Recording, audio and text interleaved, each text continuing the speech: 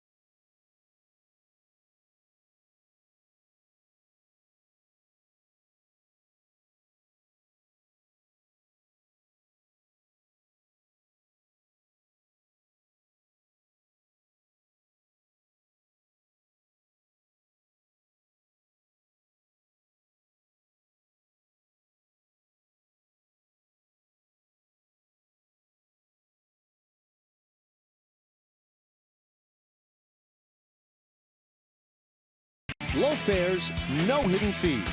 That's transparency. And by Shiner Light Blonde. It's light done right.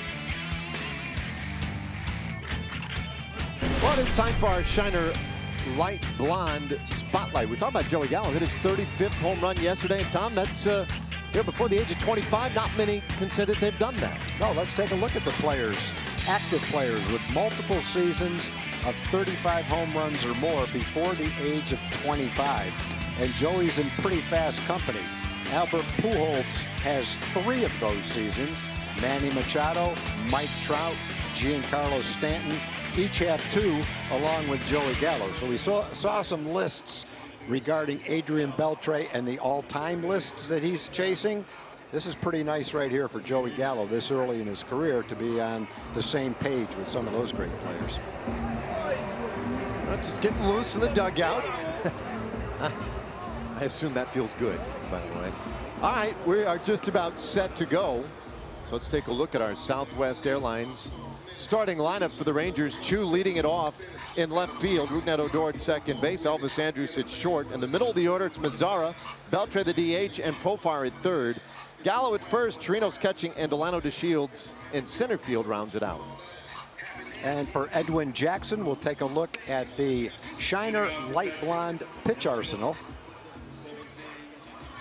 Jackson throws a lot of fastballs, a cut fastball, a 4-seam fastball, a 2-seam fastball, a lot of different varieties of a fastball. He also throws a hard slider, and really the only slow pitch he throws is a changeup, and he doesn't throw that very often. So a lot of sinkers, tries to get a lot of ground balls, not a big strikeout guy, but a good slider. When he does get a strikeout, a lot of times it will come on his slider. Well, on a gorgeous, sunny afternoon, Edwin Jackson gets us started just out of the strike zone with ball 1. So locally here out on the West Coast, a 107 first pitch. Mid-afternoon, of course, back home. And 73 beautiful degrees here today.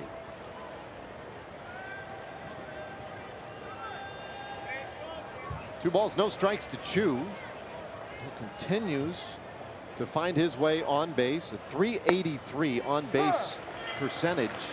He takes a strike. A couple more walks yesterday, though, for Chu. Gets him now 85 for the year, 3rd most in the American League. Stole a base yesterday.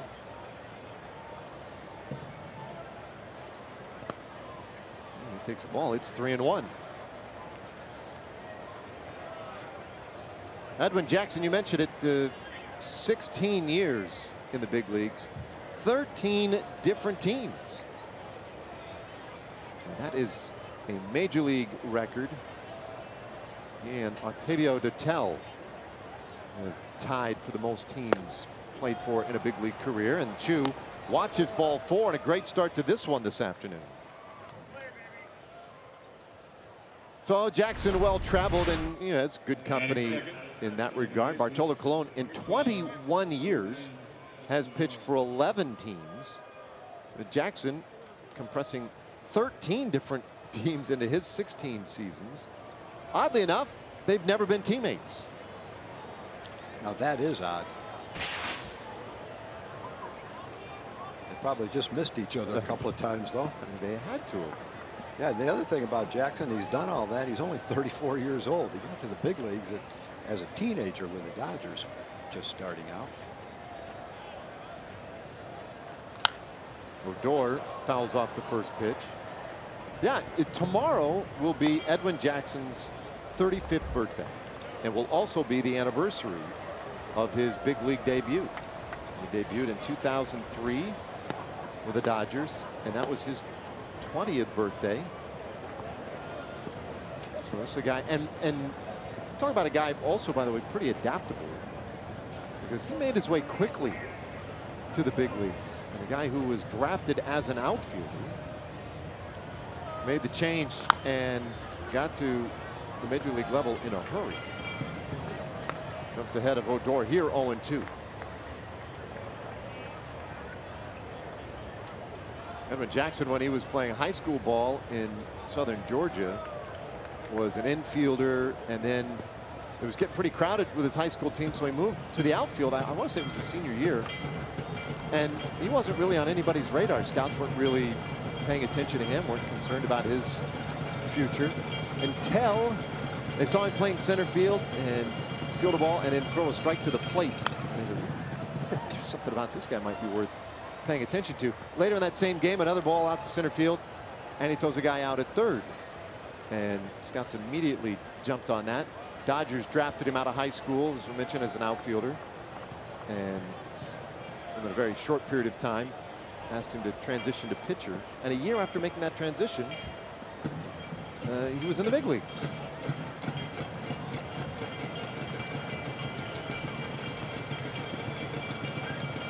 Well, you combine the arm strength that he had with probably the inability to swing the bat very well.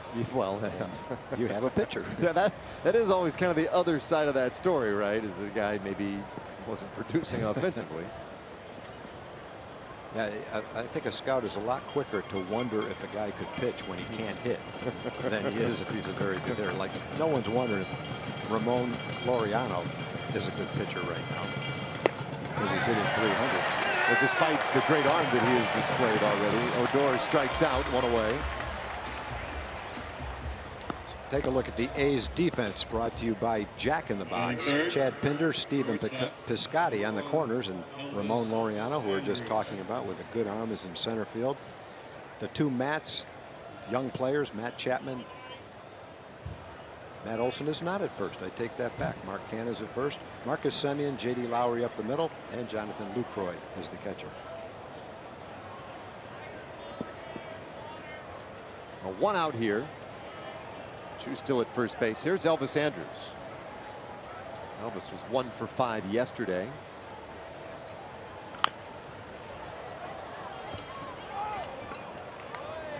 Elvis and a couple of the veteran players on this Rangers team have a decent amount of experience head-to-head against Edwin Jackson. Elvis 5 for 14 against him with a couple of doubles.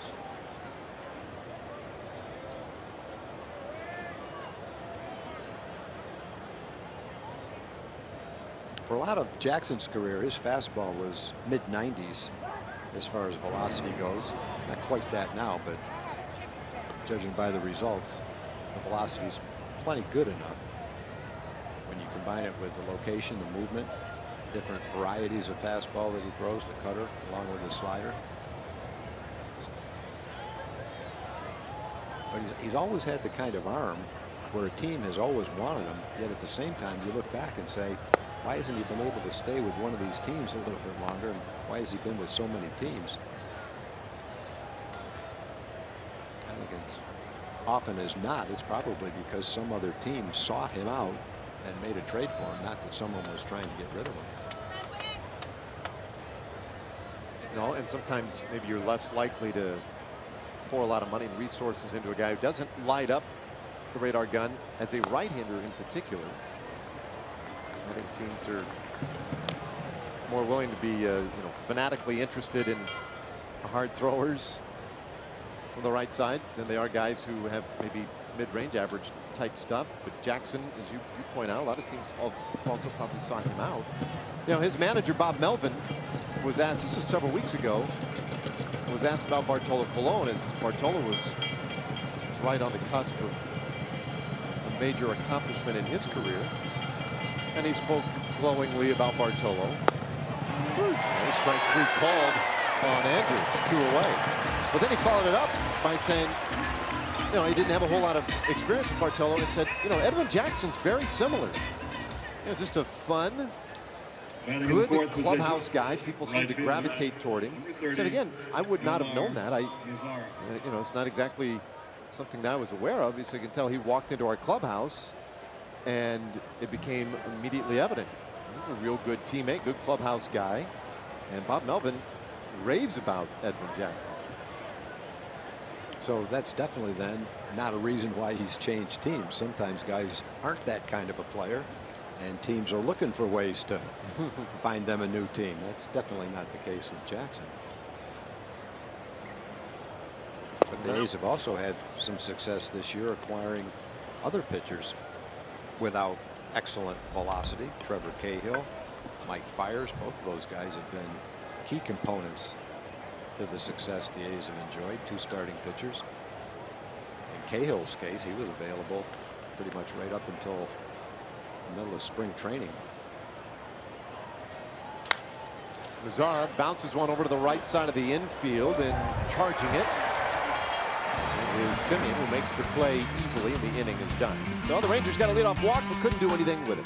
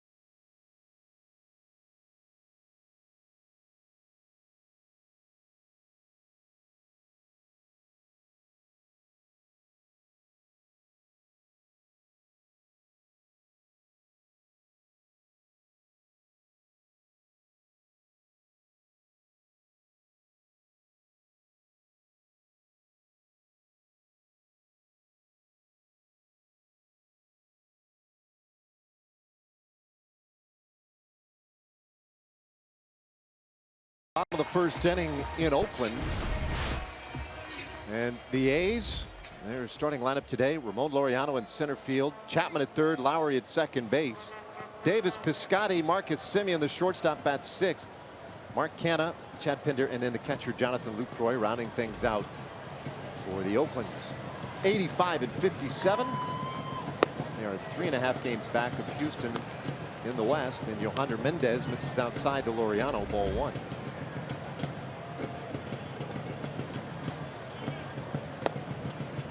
Catches a corner. So Laureano's numbers pretty good. Average up over 300 at 309. 5 home runs for him. This is just the 3rd game that he has batted leadoff. Did it last night. Doing it again here tonight. It might be the type of thing they end up liking a lot here in Oakland. 3-1. Well, he's hit obviously for a good average over 300, but he's also walked a little bit too. He has 9 walks in 29 games. Not a huge amount, but it's enough to where if you hit for a high enough average, you can get by as a leadoff hitter as far as your on base percentage goes. It takes a close pitch there, but it's a full count now. A couple of home runs in yesterday's game for Laureano, and a swing and a miss. So yesterday, like the 3rd pitch of the game, a 2-1 count. This was Laureano against Giovanni Gallardo. And not a whole lot of doubt to that one. As he rounded the plate, headed to the dugout. Check this out at Ricky Henderson Field. Who's that? It's Ricky Henderson, who did that a few times in his career. He said, yeah, nice job, man. Fist bump. Now, Ricky only did it 81 times, most in Major League history. Hall of Famer. That's pretty cool. There he is. Here all weekend.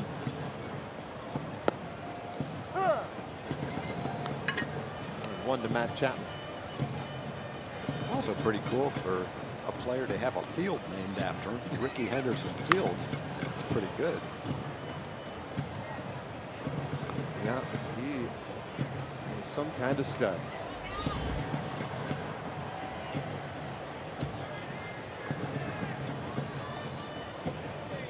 Well, Chapman takes up and away. 2 balls and 2 strikes.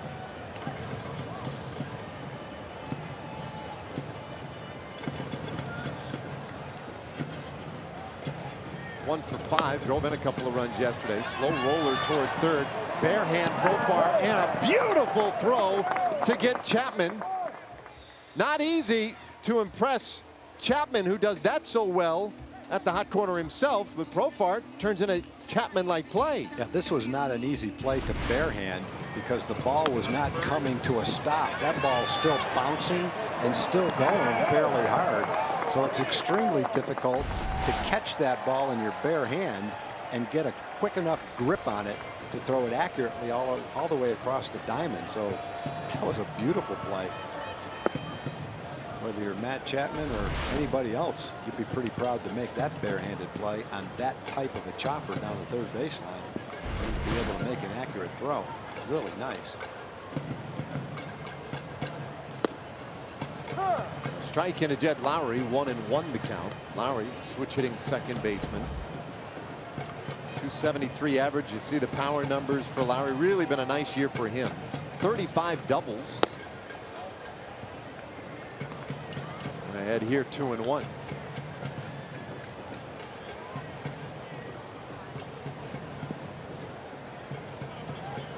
Veteran presence in the A's clubhouse. Lowry fouls it away, 2-2. Take a look at our pitch arsenal, our Shiner light blonde pitch arsenal for Yohander Mendez. He'll throw a 4-seam fastball, a lot more than his 2-seam fastball. Throws a slider, curveball, and I think when he's throwing really well, this changeup is probably a key pitch for him. Thrown a number of them already in this game. In fact, he threw Laureano several of them early in the count, and then threw the fastball by him to get the strikeout.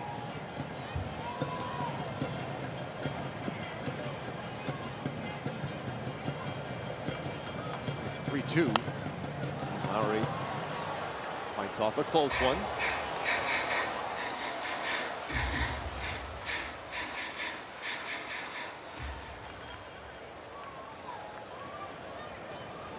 Lowry in the final year of his deal here in Oakland. He's 0 for 4 yesterday with a walk. And then time called.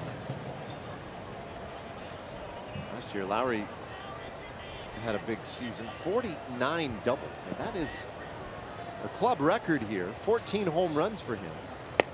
And he takes up and away. That's ball 4. So Lowry aboard with 2 down here in the first.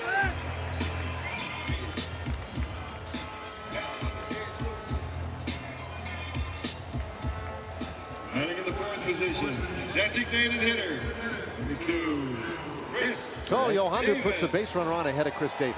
And Mendez in his last start against Minnesota only walked 1 batter in 6 innings. In fact, he only had to throw 79 pitches in that start to get through 6 innings. Only had a couple of strikeouts. He had a lot of ground balls in that game. Not a lot of them were hit hard either. Thrown 19 pitches so far, only 9 strikes and 10 balls. This guy's got to be careful of right here. Even if Davis is 7 for his last 54. 1-1 to count. Rangers fed him a lot of off-speed pitches last night, and it looked like it definitely worked. He was out in front of a number of balls that he tapped to shortstop. Off-speed pitch right there that he was way out in front of. Well, he leads Major League Baseball with 40 home runs. Second with 106 RBIs. Takes a strike, and the count 1-2. But as you point out, it's been a struggle lately for Chris Davis. The Rangers catching him at the right time. You know, that seemed to be something we saw earlier. Might have been back in June when he was struggling a little bit. And then he seemed to flip the switch against the Rangers and get real hot again. 2-2 to count. That's why yesterday I thought it was pretty important, pretty good to see the Rangers hold him to a 1 for 5 night. He hit into a double play.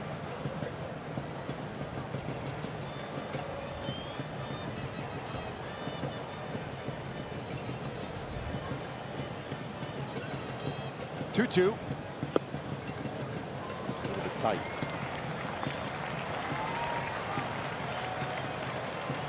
50 walks for Davis, 154 strikeouts.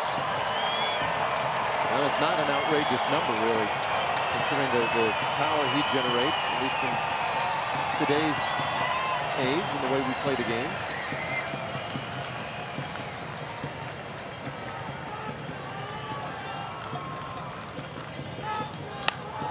High fly ball, deep left field, Chu goes back, and you've got to be kidding me. Chris Stinkin' Davis. 41st home run of the year. And his ownership of the Rangers continues. Oakland leads 2-0.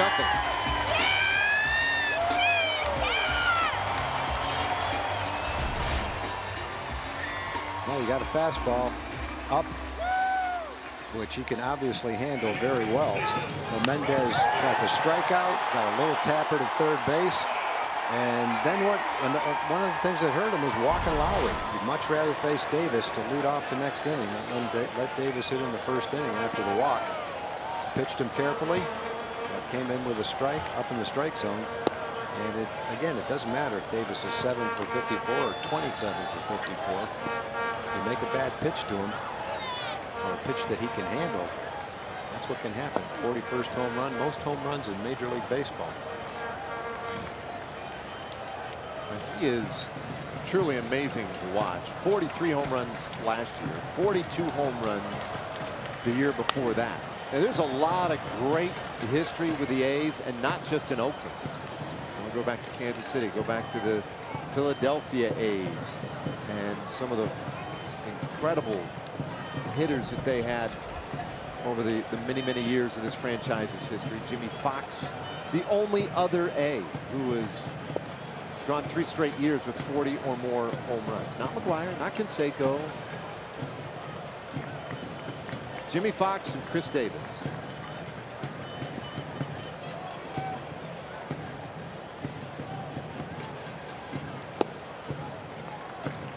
Full count now on Stephen Piscotty. This will be Yohander's 30th pitch. So far, he's thrown more balls than strikes.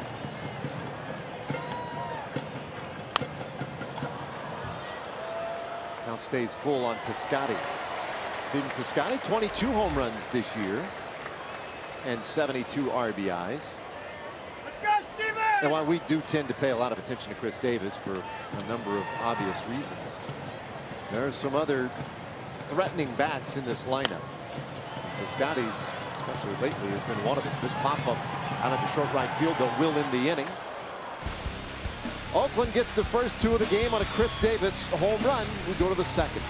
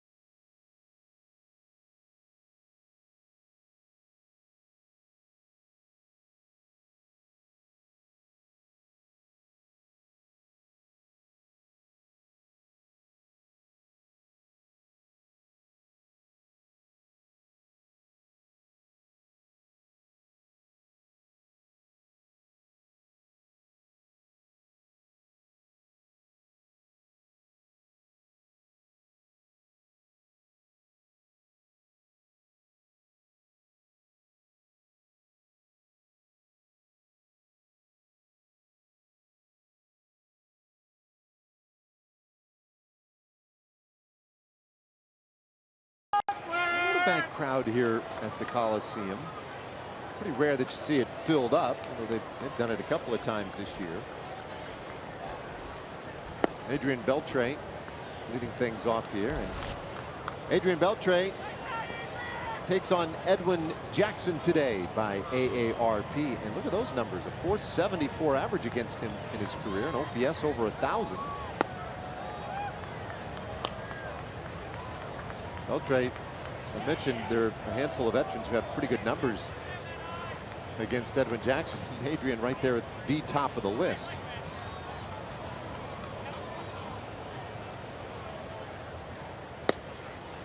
Takes a strike, it's 2-1.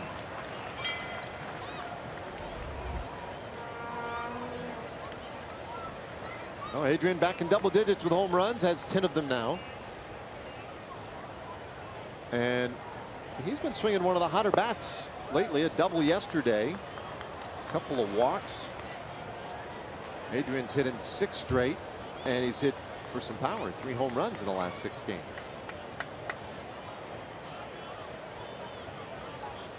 Yeah, I think that's a matter of maybe 1 or 2 things. He's getting more comfortable hitting with a sore leg.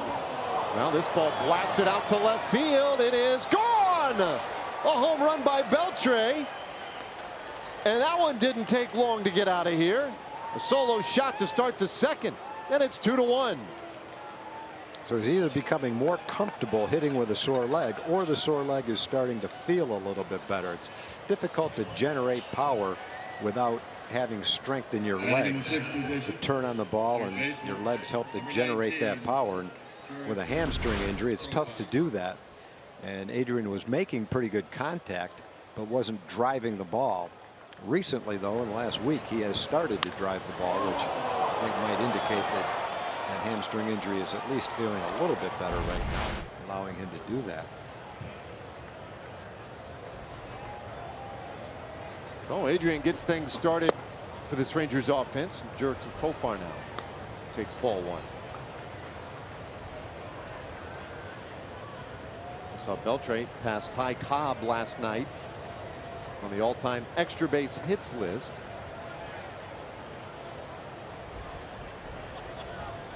And that home run just tied him with Carlos Delgado on the all-time home run list. There he is now, tied for 32nd. Right in front of him, Stan Musial, Willie Stargell, another Lou Gehrig sighting. Doesn't matter where you are on the list, when you get that high, whether you're top 50 or top 10, there's great names on that list. Slow bouncer towards second. Lowry takes care of Profar, 1 away.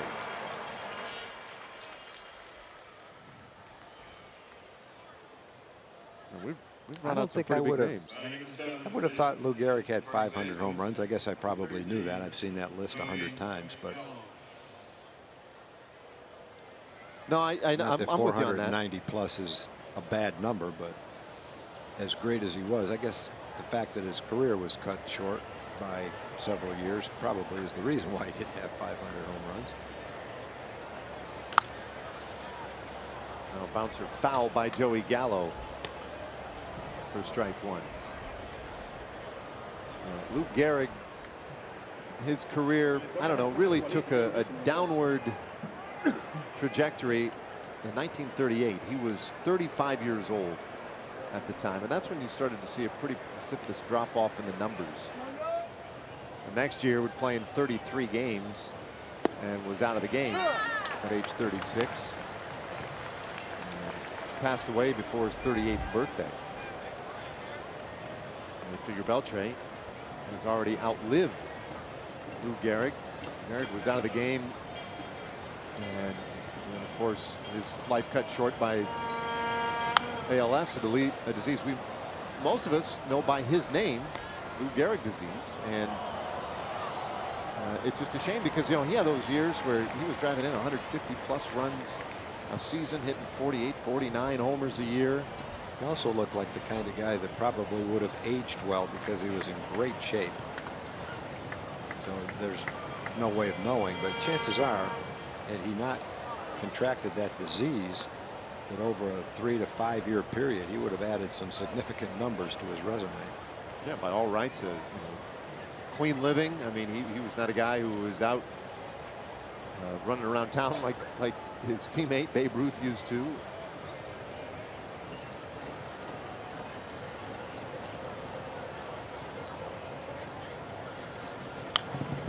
Fouled away again. 1-2 the count on Joey Gallo. So in kind of to wrap up the point on Gehrig, I mentioned that at his age 35 season, that's when you started to see things tail off a little bit.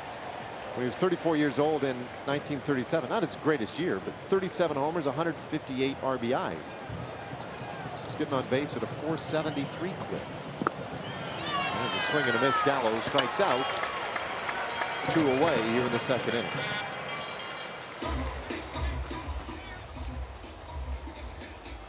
Third strikeout today for Edwin Jackson, and now here comes Robinson Chirinos. The catcher, number 61. Jackson, if you look at his overall numbers, he's been extremely tough to hit in the first 3 innings as compared to the rest of the game. His ERA in the first 3 innings is 1.6. After that, it's 4.3. Not that it's bad, but particularly tough to hit early in the game,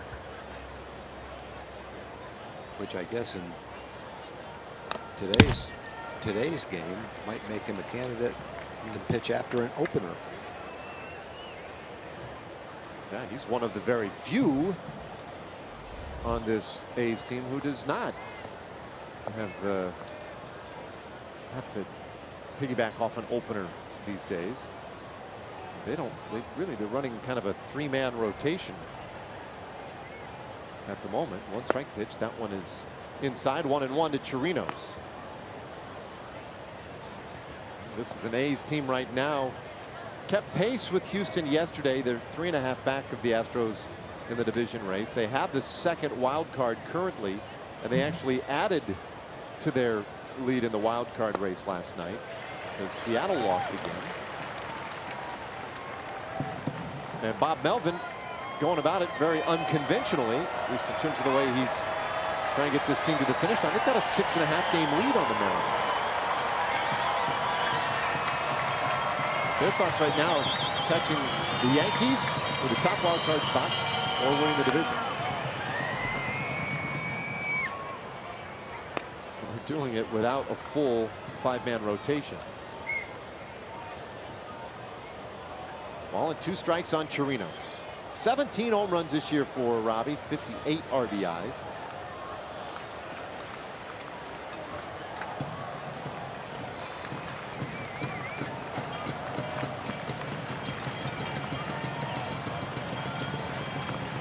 Takes in the dirt, 2-2. Yesterday it was Kiner Falefa who had the start behind the plate. We had a day off on Thursday, so a couple of days of rest and recuperation for Chirinos.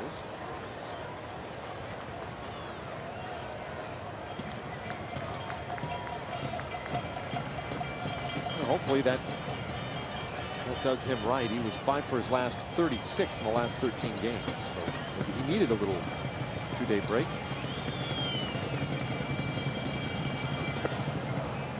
Checks up on that one, and it's a full count.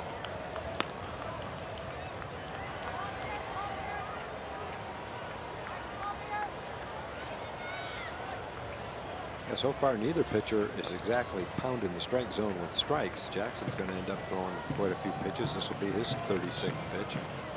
Mendez in his start against Minnesota threw 79 pitches in 6 innings. Threw 30 in the first inning.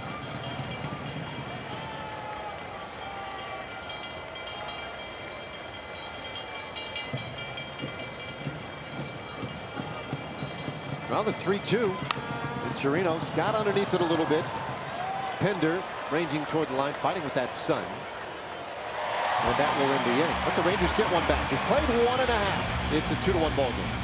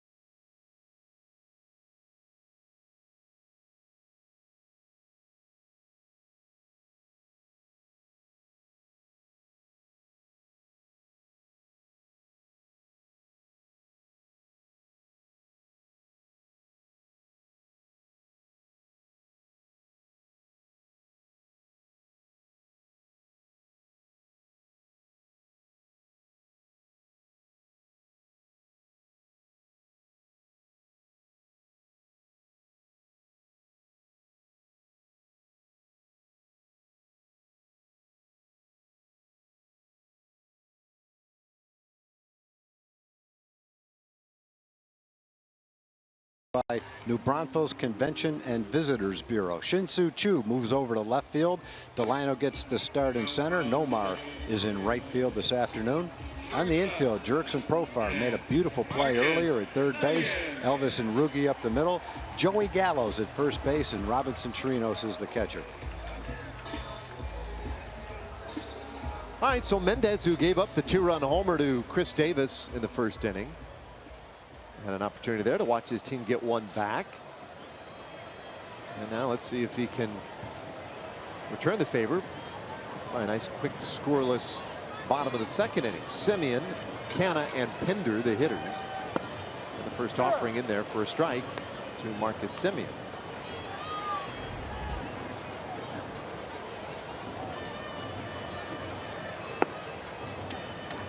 One and one to count.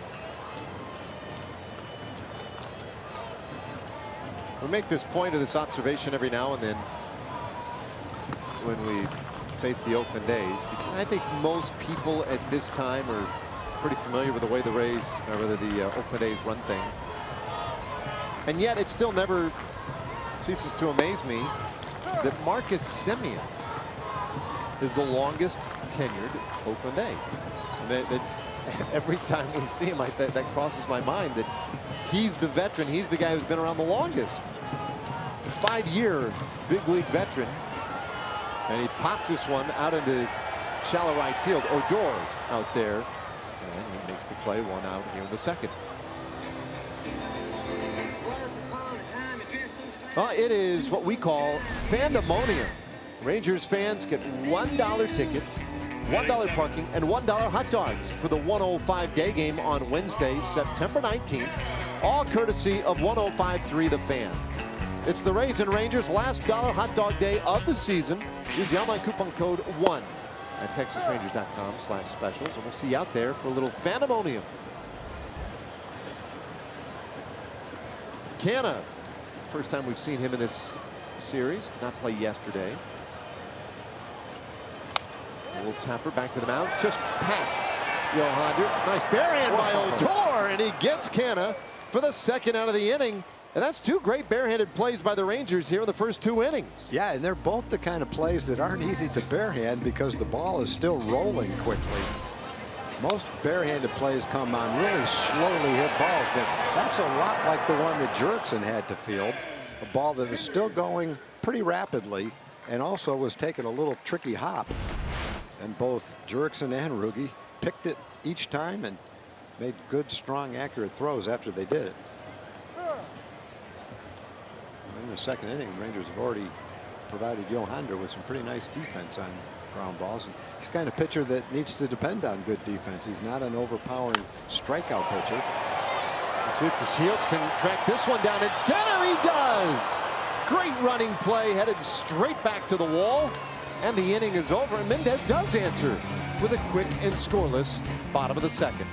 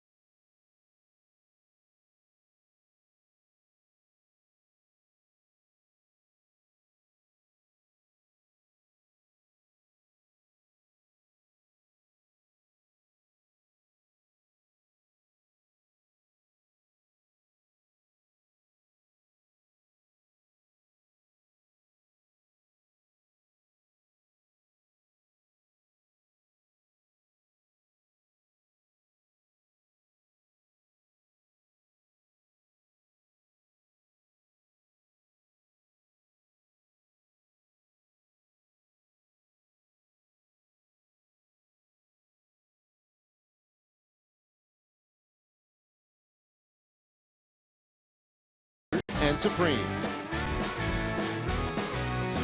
Now the Golden Gate Bridge, spanning from San Francisco to the North Bay. See Alcatraz out there, the left side of your screen. Beautiful part of the country up here in the Bay Area. Oakland with a 2-1 lead as we go to the third. Delano DeShields will start things off here, and he takes a fastball for a strike.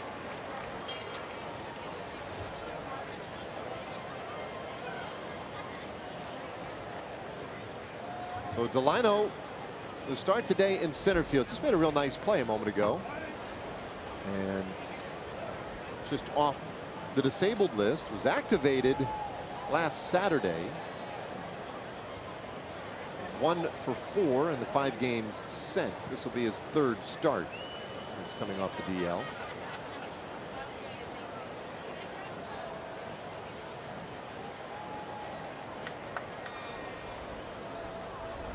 Jackson's 1-1. And a bouncer up the middle. Jackson got a glove on it, and that's going to help Delano. He'll have an infield hit. Let's go back to Delano's catch and check on StatCast AI, powered by AWS. It's going to show us some numbers on this catch. Sprint speed got up to 25 feet per second, covered 67 feet. Go back to June 5th, off Piscotti. Another nice play, probably an even tougher play. Same kind of a play. The only difference was the fence got there a little bit quicker than it did this afternoon. Almost the exact same route to the ball, same type of a ball. It's just the ball was a little closer to the wall and made it a little tougher play in Texas than the one today. We hit the wall so hard it bleached his hair. That was the first we'd seen of the hair too. The hat popped off on that play, and that was the first time we had caught a glimpse of the new do. It's kind of a little fun little add to the play. Delano has 18 steals this year, edging off of first base. Jackson deals very high now to Shin-Soo Choo.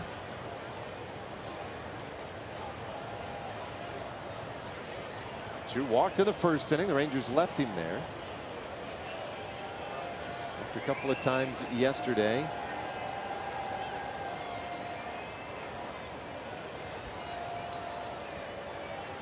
He's 1 homer shy of his career best of 22 home runs that he matched last year. He also did it in 2015. He did it in 2010.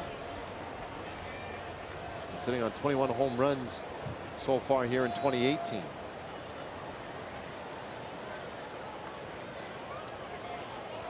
A great year for Choo. He takes outside 2-0.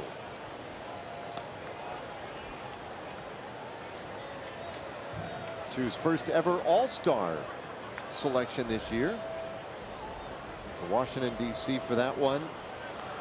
Ended up 1 for 2 in the All-Star game.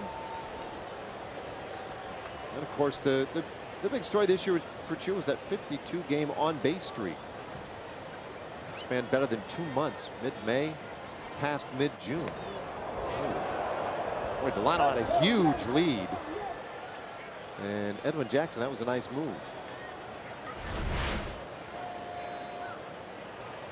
Pretty accurate throw too. Delano needed some quickness to get back. I think if you look at Shin-Soo's season and you remember back to when the Rangers signed him as a free agent, this is pretty much the exact season the Rangers contemplated when they gave him the contract. Exactly what he's doing this year. Going to hit 30 doubles, 20 home runs. Going to score 90 runs. Going to walk maybe 100 times. On base percentage is going to be in the 380s. OPS is going to be over 800. I think when the Rangers signed him, they anticipated he would hit at the top of the lineup and pretty much put up those exact same numbers. So if he's swinging here 3-0, he is, and he lines it out into left field. That's a base hit. Delano stops at second. Back-to-back singles to start this third inning.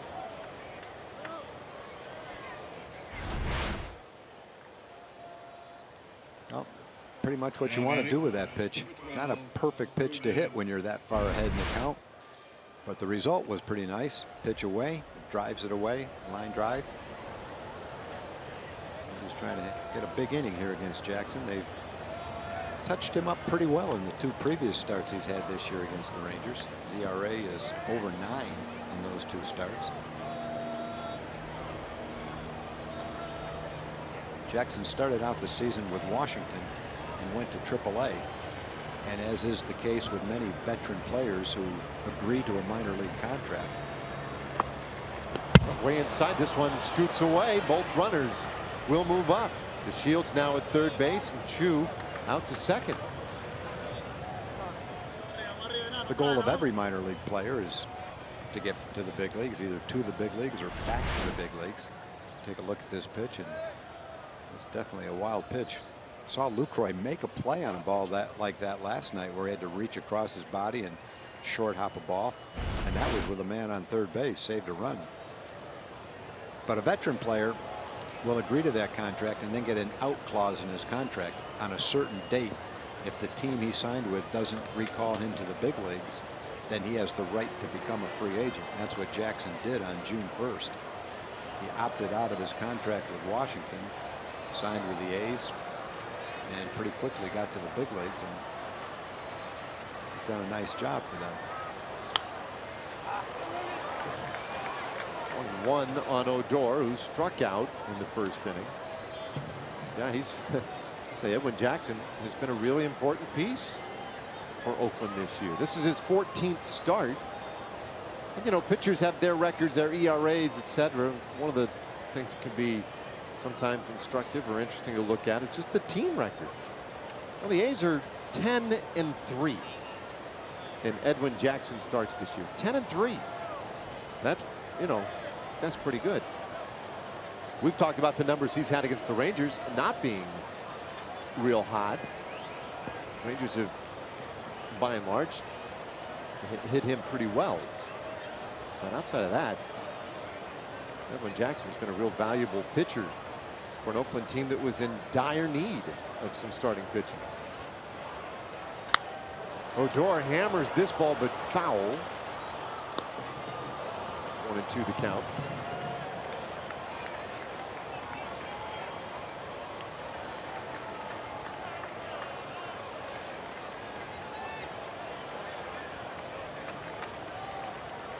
The other thing about Edwin Jackson, the last time he got a win against the Rangers was May 21st, 2009. That's a long time ago.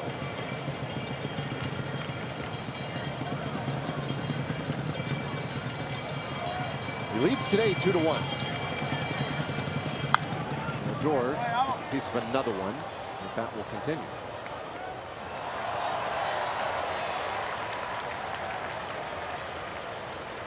We talked about Jackson being able to throw in the mid-90s at one time. Earlier in the game, he was probably 90 to 92, but as he did on that last pitch, occasionally he can still flash that velocity.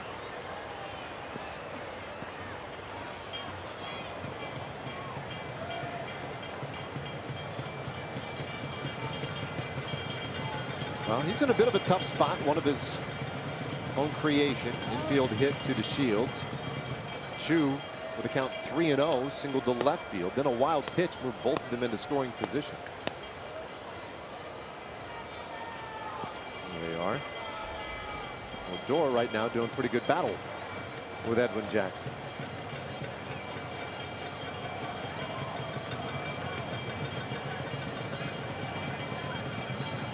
One, two. It is inside.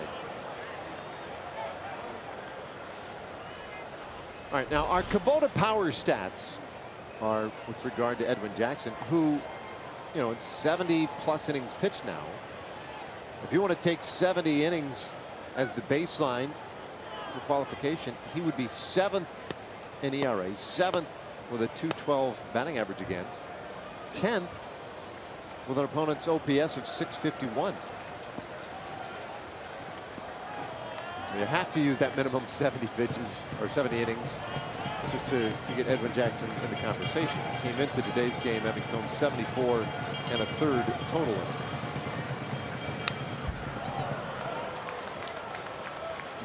pitch at 96 miles an hour. So the velocity is definitely there when he reaches back.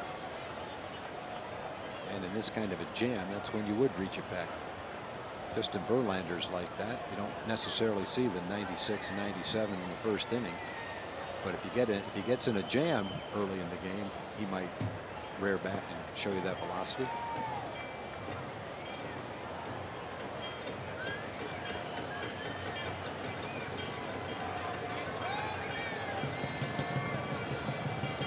Oh, 2-2. Odor turns it foul. So this will be the 8th pitch of the at bat.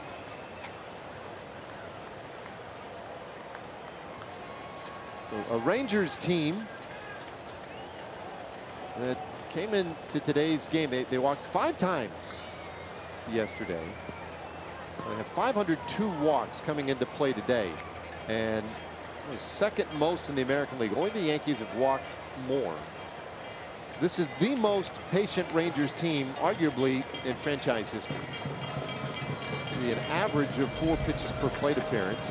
Odor will double that in this one. And he strikes out swinging for out number 1.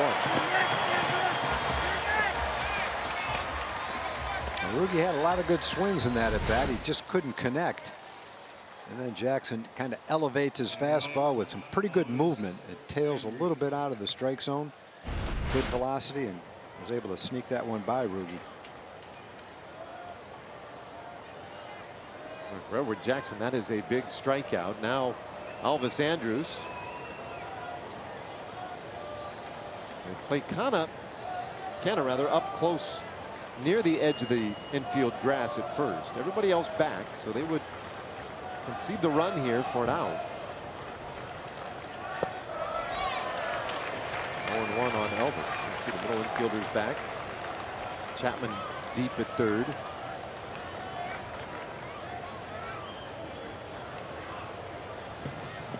Great speed with Delino. Chu. Very adept base runner as well out there at second.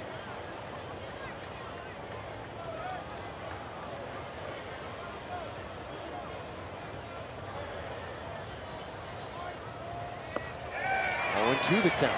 Andrews struck out looking in the first.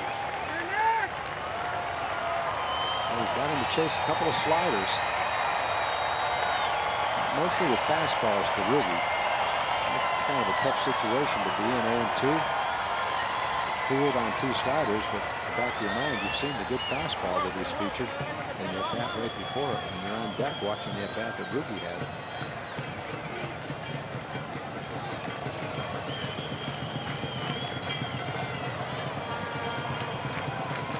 2-strike pitch. Inside. Come on, Gary!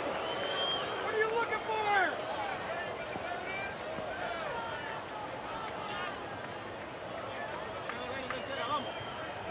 You're better than that game!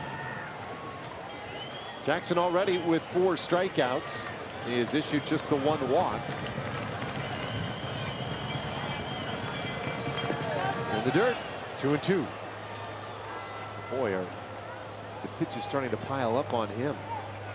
I'm talking about the Rangers being a patient team as a group and averaging 4 pitches per plate appearance. If they're able to maintain that number, it would be the highest figure in club history since the stat was tracked back in the late 80s. The current high for a Rangers team was 3.96 pitches per at bat. Last year. They've improved a little bit on that even again this year. 2-2.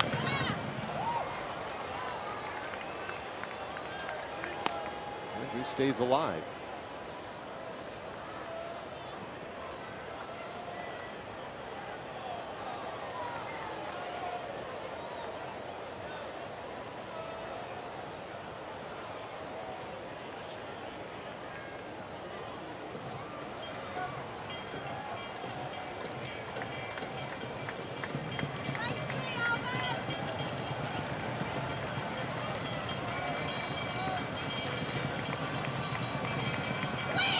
Pitch. And a swing and a miss, strike 3. Back-to-back strikeouts for Edwin Jackson.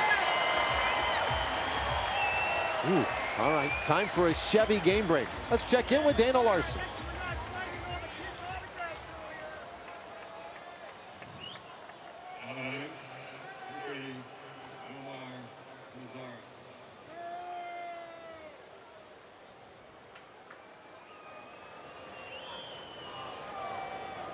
No doubt. Thank you, Dana. What was the number you gave last night, Tom, when he gets 4 runs of support? Was it 103? Yeah, And oh? something like that. Some huge number. Dodgers, Over 100. Dodgers a half game back of the Rockies out west. Diamondbacks a game and a half out. The Rockies right now, they're probably the hottest of those 3, but that fluctuates from day to day, it seems.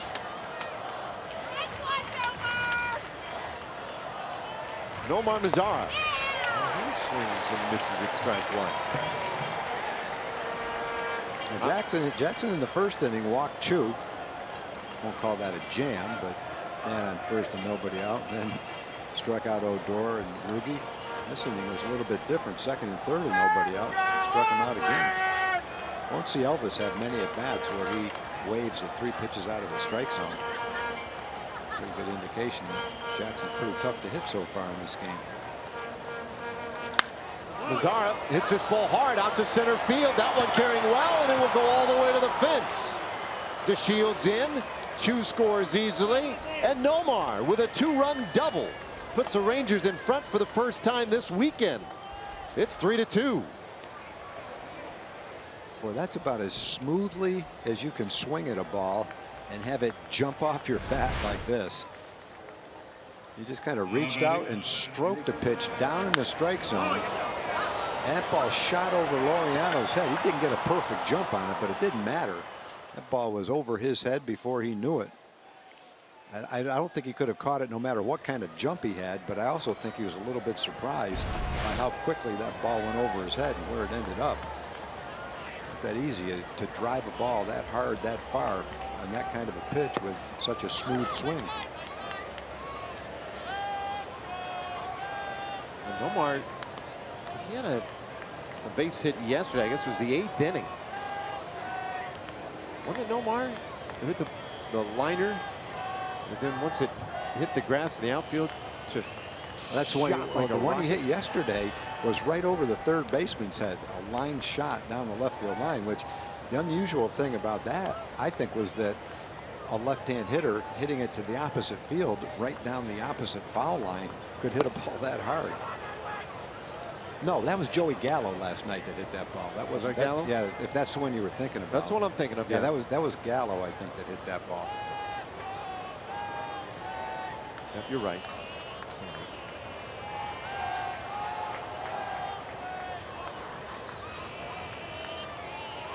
Mazara, by the way, homered last inning, a solo shot that got the Rangers on the board. They've added 2 more here, and now after a long look in, he asked for time.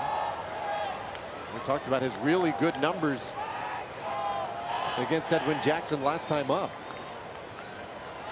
and the fact that he's been swinging the bat with really good power and really good consistency lately. Let's see if he can continue that little stretch. Down low, 3-0. You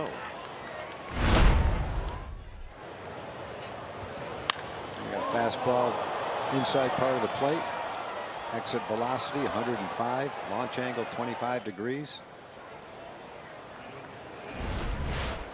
Jackson, keep talking about the nice season he's had, but this is the 3rd start against the Rangers, and none of the 3 starts has gone very well. This one's certainly headed in the wrong direction. Rangers have had a number of base runners. He's had to throw a lot of pitches. This is his 63rd pitch in the 3rd inning. Strike called, 3-1 to Beltre. The Beltre home run was also the 10th this year off of Edwin Jackson. But of the 10 home runs, 9 of them, including Beltre's, have been solo home runs. This ball hit well out to center field. Laureano going back. Will he have room? What a catch, going right up into the wall. Beltre put some pretty good wood on that one. with Laureano. A defensive standout for the Oakland A's. Kickboxing out there at center.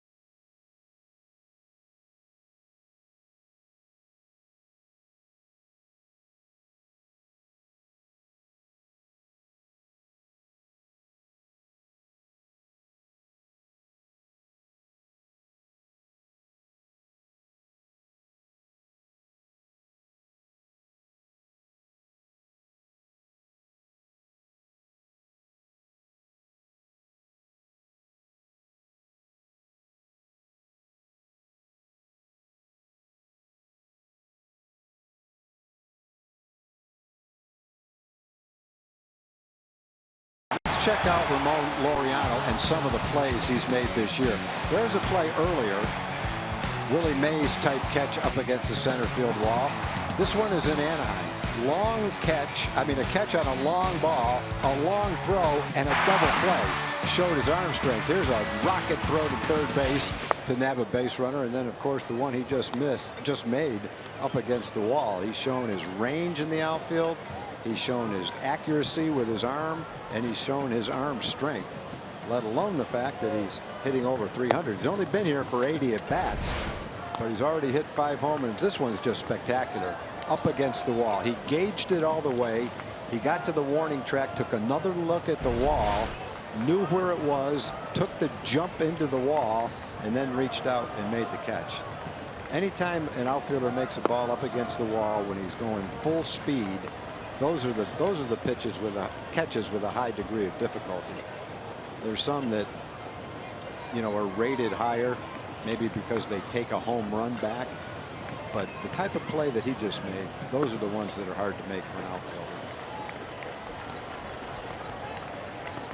Now, Lucroy takes one low to make the count 3-1. Lucroy leading it off here in the 3rd inning.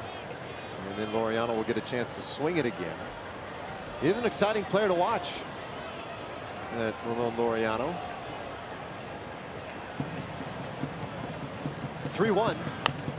And Lucroy pops this one foul, first base side, long run, and Gallo couldn't quite get to it. It's amazing. Off the bat, you see that one heading foul, and he's kind of ready to move on to the next pitch. You cannot give up on a foul ball in this ballpark. Well, we saw Joey playing left field in last night's ball game do this same slide, trying to make a play down the left field line, and really hit with great impact in that wall in foul territory down the left field line.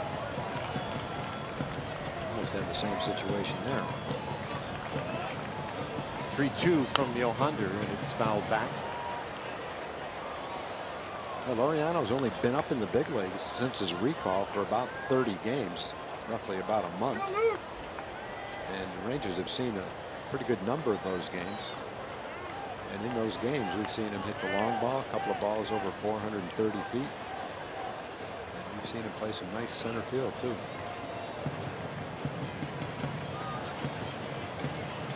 Payoff to Lucroy. And that one not going to carry for him. Right down to Delano DeShields. One away here in the 3rd inning. So our TXU Energy power player to watch. How about this? 4 home runs and 7 RBIs against the Rangers in 4 games. The other 25 games at the major league level for Laureano, a home run and 6 RBIs.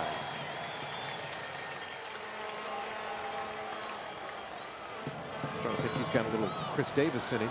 And he holds off on that one. He wanted to pull the trigger. Laureano struck out in the first.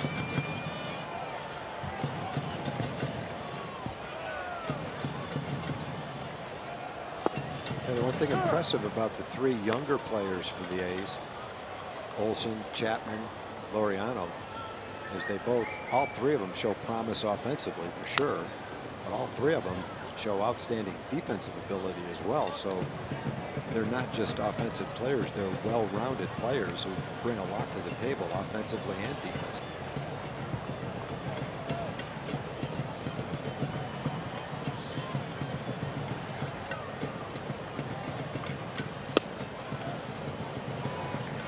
Mendez just missed the fastball there at 94. 2 balls and 2 strikes.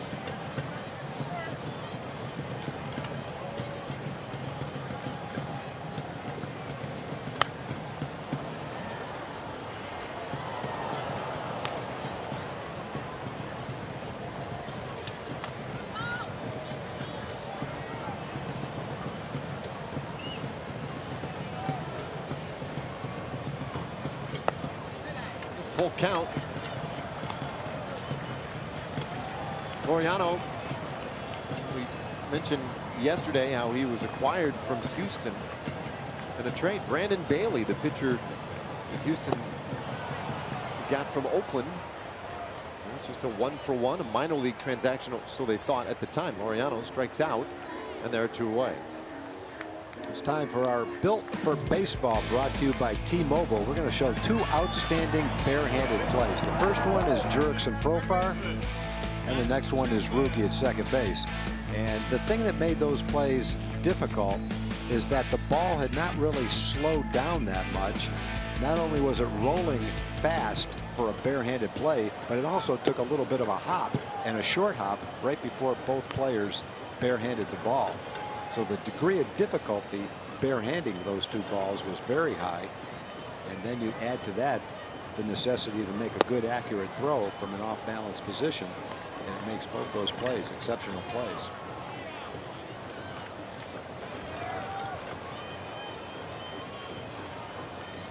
Two 2-0 pitch to Chapman. Pulls that one well foul. Chapman grounded out to third in the first inning. 0-for-1.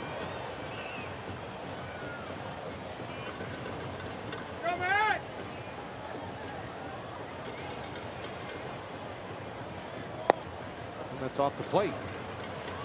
Well, Mendez really came back with a great second inning after the Rangers gave him a run. And they got 2 runs in the top of this third. Trying to go 1-2-3 again. He gets a swing and a miss. Take the count full on Chapman.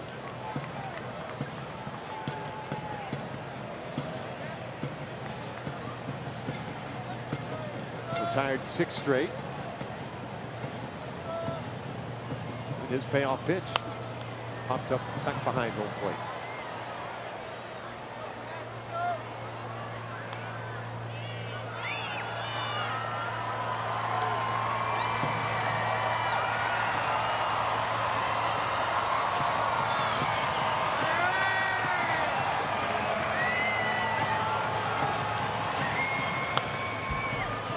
Chapman came up with a big hit yesterday.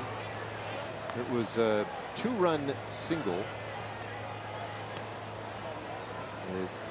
He delivered in the second inning, a part of that 4-run second inning.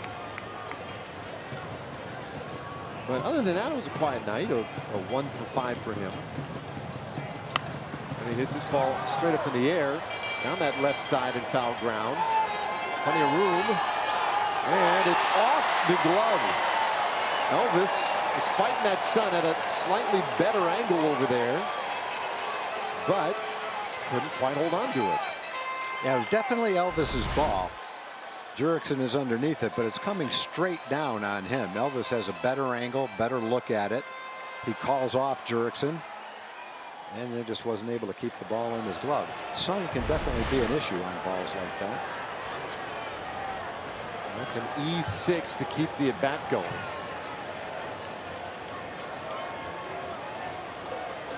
Another payoff and a swing and a miss, strike 3. Well, Mendez fights right back. He gets the strikeout, his second of the inning. After 3 this afternoon, the Rangers lead by 1.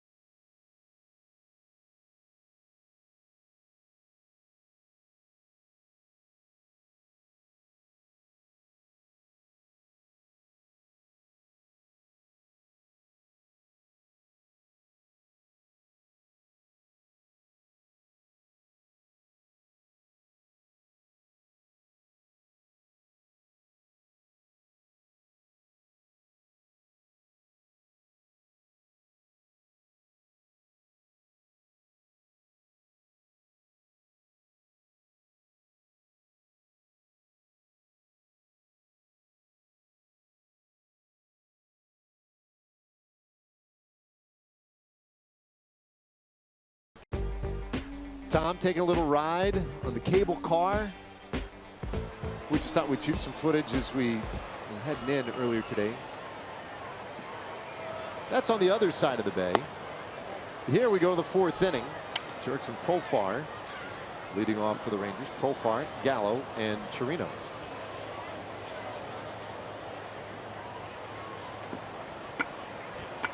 Edwin Jackson give up a run in the 2nd, 2 runs last inning.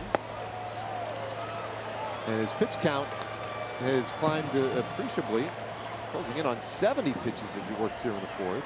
And there's been on and off activity in the Oakland bullpen. And the telling sign is there's activity right now as the 4th inning starts. Sean Kelly was up last inning. He's up to start the 4th inning. It's one thing to get a bullpen pitcher up when a pitcher gets in trouble. It's another one to have him up anticipating the need for him. Jackson, it has been a struggle for him with his command for sure. He's had to throw a lot of pitches. It's been a tough day back behind the plate. Lucroy has done a nice job, but he's had to catch a lot of different kind of balls. Boy, Profar hits this one well out to right field. It is gone. And that is a towering home run for Profar, his 16th of the season. And it adds to the Rangers' lead now 4-2. Well, the Rangers have hit a couple of home runs today. They hit 3 in his other 2 starts against the Rangers. So Rangers have really touched him up in the 3 starts that Jackson has had against them. Gets a fastball out over the plate right near the center square. And Jerkson shows some power. 16th home run. Got a pretty good chance this year to hit 20 home runs. He finishes strong. Well, Edwin Jackson did not finish strong today. He is done, and the Rangers into that A's pen already.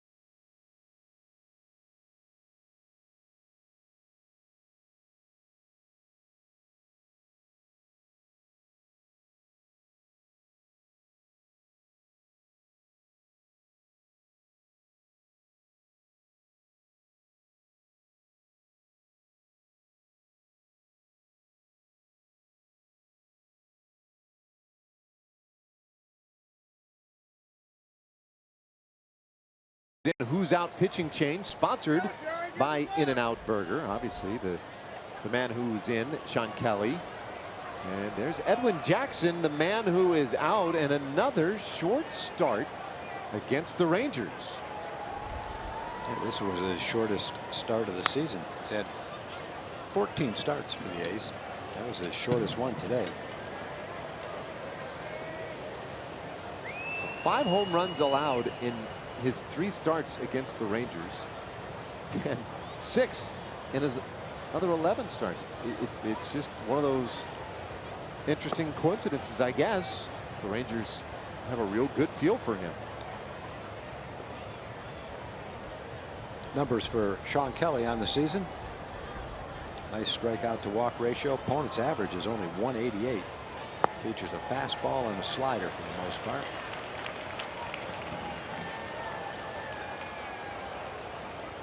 They had a Gallo, a ball, and 2 strikes. Joey struck out in the 2nd. Since Kelly's joined the A's, he's pitched 8 2/3. He's only given up 2 hits, no runs, 9 innings now. 2 hits, no runs, and 10 strikeouts. So he's done a great job since coming over to join the A's bullpen. Gets a strikeout of Gallo, and now it'll bring up Robinson Chirinos. Chirinos flied out in the 2nd inning. He's 0 for 1.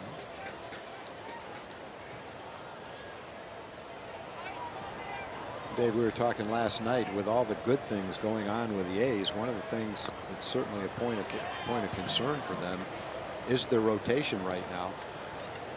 Brett Anderson is on the disabled list. Sean Manaea is on the disabled list. And their starters, as we mentioned last night, over the last couple of weeks, no starter has pitched more than 6 innings, and the ERA for the staff combined in that time is over 5. So as you head down to the last couple of weeks, they've got a nice cushion to make the wild card race. But as they entertain thoughts of going farther or maybe catching Houston or the Yankees in the wild card race, it doesn't look good with the rotation in the state it's in right now. No, it does not, as Chirinos lines out to 3rd, 2 away. And today would be another discouraging indication for this Oakland team. You know, all that said, you still think with a 6.5 game lead over Seattle, a postseason spot still looks good. Still, you know, very likely. But that's a tough spot to be in. You know, the 2nd wild card, you got to go. In this case, it would be to New York for a 1-game winner-take-all scenario. Yeah, right now Tanaka's pitching very well. Severino, you're gonna go in there and you're gonna face one of their best starters for sure. Same time, if I'm the Yankees, who you'd say is the A's best starter. I guess it's probably who, Fires right now. Fires have been pitching pretty well for him. Yeah, I think that's. Here's the question, though, right? Is do you really care if you're Bob Melvin, or do you figure, look, we're going to have to basically bullpen everybody anyway? Maybe you just, you know, I mean, they've got whatever it is, 15 relievers at the moment. Do they just go with a quote-unquote bullpen day and just line up the nastiest stuff they have, the most wide variety of looks that you can throw out there? And it's just 1 game. Well, why not? Yeah, treat it like the final day of the Ryder Cup. Everybody's going to play. It's just a matter of what the order is going to be. You know, 4 or 5 guys in the bullpen can get you through 4 or 5 innings with quality stuff. Sean Kelly's been pitching great for him. You've got Blake Trinan, Familia. You have plenty of guys out there. If you wanted to have that kind of day, that might not be a bad idea. Full count now on to Shields. Yusmeiro Petit has been one of their best bullpen guys. Lou Trevino throws 98 miles an hour. You might have a pretty good idea there, Dave. Shields on that first baseline foul. He's playing the bullpen. You could start someone like Fires, let him pitch as long as he's strong and effective, and then be ready to go to the bullpen right off the bat.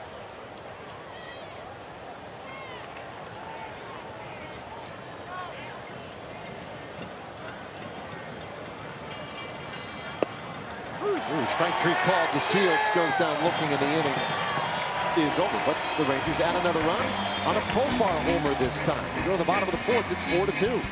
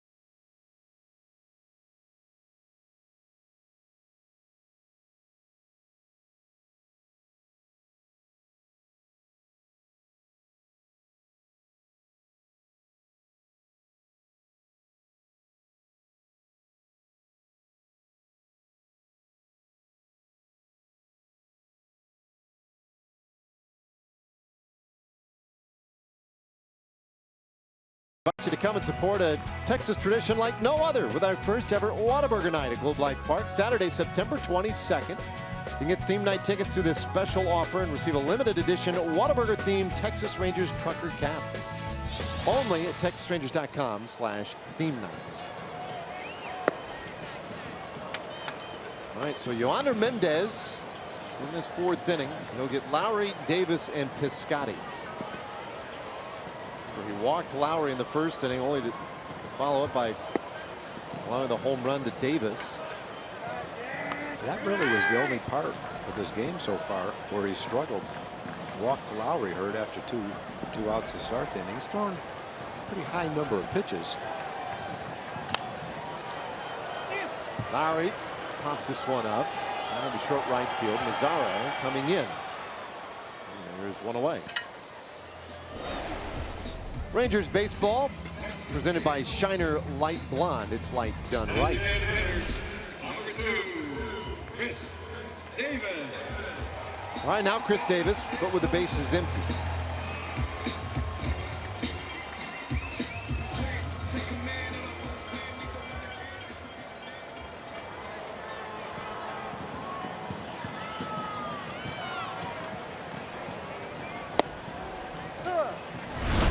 This was Davis in the 1st. Yeah, the Rangers got him out yesterday with a lot of off-speed pitches. Mendez tried some off-speed pitches earlier in the count, but really couldn't command it the way he wanted to. And then came in with a fastball, and Davis is ready to hit that fastball.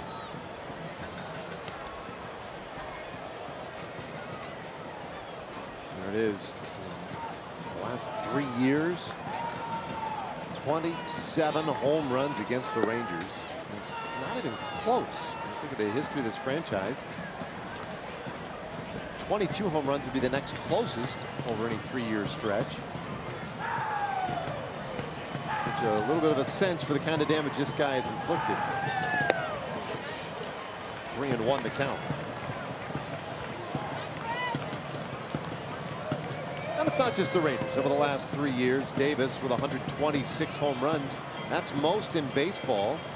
And Carlos Stanton at 119 home runs, the next closest. And Davis takes the walk here in the 4th inning. While he heads to first base. We'll pause for a moment to hear from our friends over at Kia. At Kia, get America's best value backed by a 10-year, 100,000-mile warranty. It's all base runner. And Stephen Piscotty coming to the plate. That walk Ended a stretch of 8 consecutive putouts by Yohander Mendez. It's a high strike call from plate umpire Gabe Morales. He'll take it.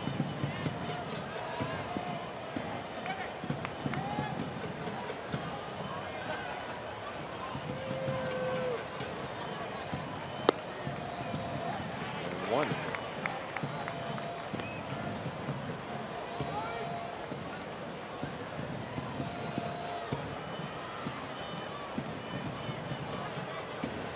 Mendez has had a mix of ground balls and fly balls so far today. 1-2 to count. We love a ground ball here with Piscotty at the plate. You were talking about how Oakland and, you know, they're maybe one major weakness, or the most glaring weakness anyway, they're starting pitching, and they've had so few starters go 6 innings recently. The Rangers starting staff has 3 quality starts since August 20th.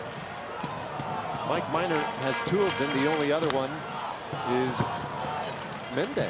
His last time out last Sunday against the Twins when he went 6 shutout.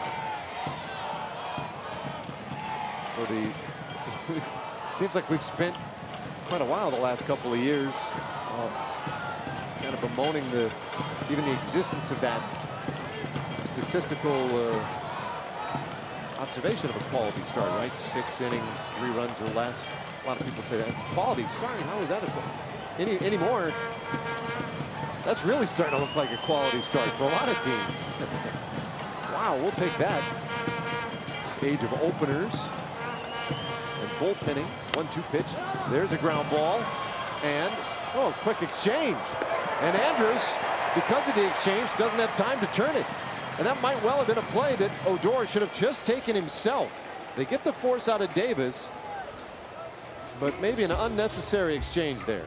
Yeah, it was kind of an in-between kind of play. It wasn't hit very hard, so both infielders are thinking they have to do it quickly. Ruby's a little bit of ways from the bag, so he has a decision to make. Do I have enough time to catch it here, sprint to the bag? Elvis is right near the bag. Can I get it to him in time?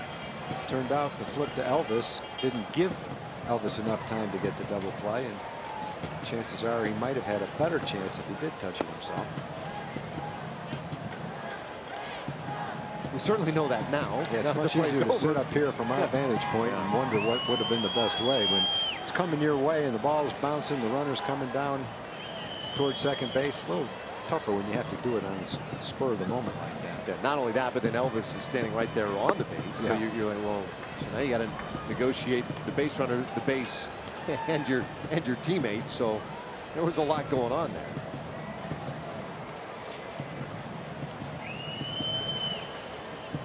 Piscotty on for Marcus Semien.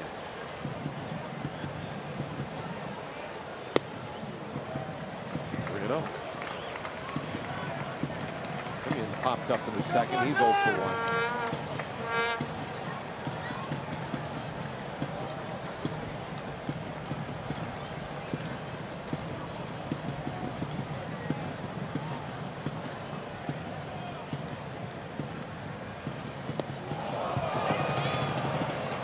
Semien not happy with the way that one ended up. Now he is on. And Yohander having a hard time in that at bat locating the strike zone. The pitch was way outside.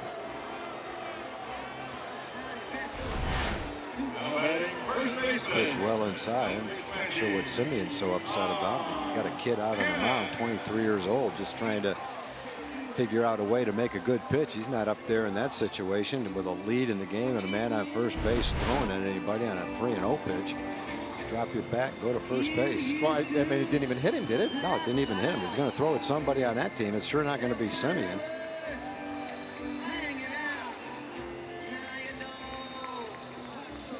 Yeah, there's no cause for it, no reason for it, no reason to even think that it was something that entered into the pitcher's mind. He's just trying to bear down and throw a strike. Just wasn't able to do it. The pitch got away from him.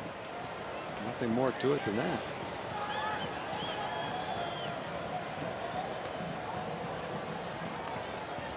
couple of base runners now. And Canna takes outside for a ball.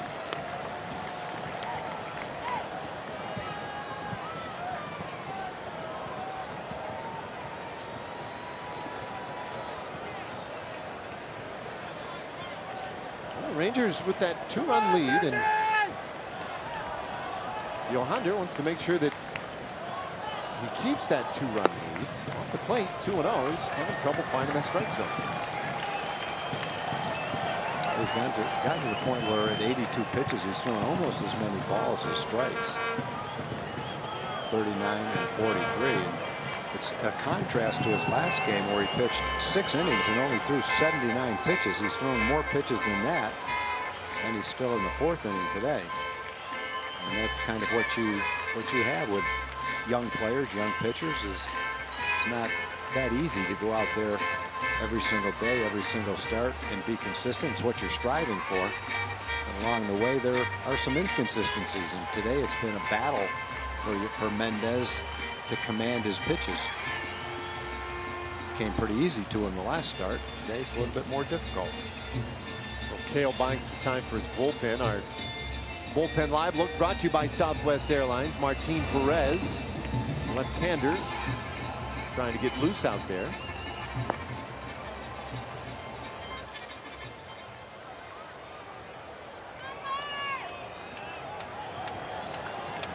Two balls and no strikes.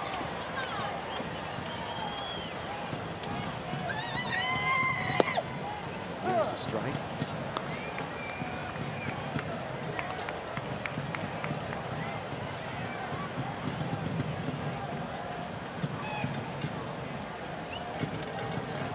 Canna, the 7th place hitter.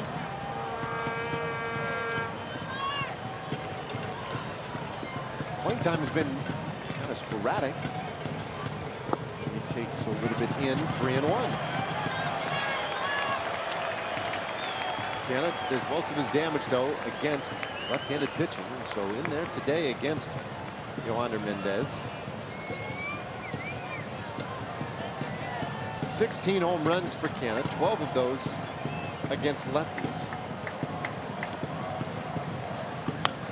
Fouls this one away. They have used him all over the diamond. He started 5 different positions this year. Most of the time in center field, but also a little left, right, first base, DH.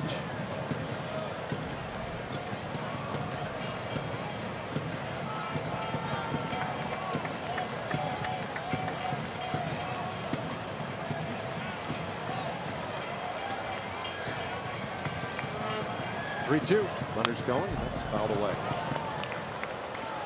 The home runs this year, they tie a career high for Canna. Hit his 16th home run on Monday, and it was back 2015. The other time in his career when he has hit 16 home runs. Home run Monday against the Yankees. They took 2 of 3 from New York.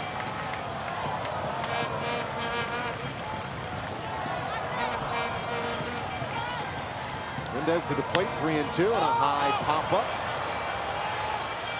Closer to the mound and coming down the third baseline profile, and he'll make the play. Inning is over. A's leave a couple. We go to the 5th inning this afternoon. Rangers up by 2.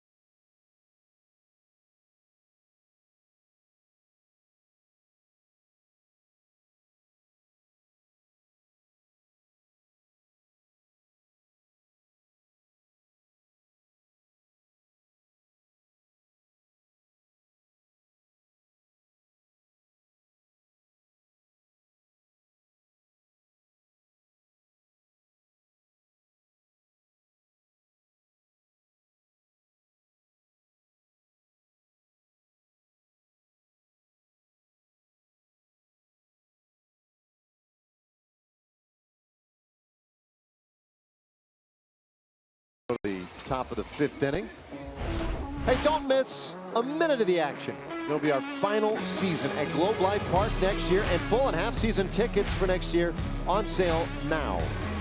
And as a 2019 season ticket holder, you'll also secure your place in line for season tickets in the new Globe Life Field, which opens in 2020.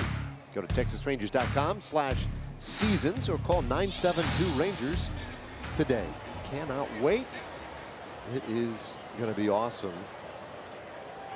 Meanwhile, here in Oakland, maybe the one place more than any other on earth that needs a new ballpark. The former Ranger, Corey Guerin, coming on to face his old club here in the 5th inning. Guerin, formerly a Giant, then a Ranger, and then right at the August 31st deadline, so that he would be available for postseason play for Oakland, he was traded from the Rangers to the A's. And now the first time we see him in the green and gold, and he fires in a strike to Chu.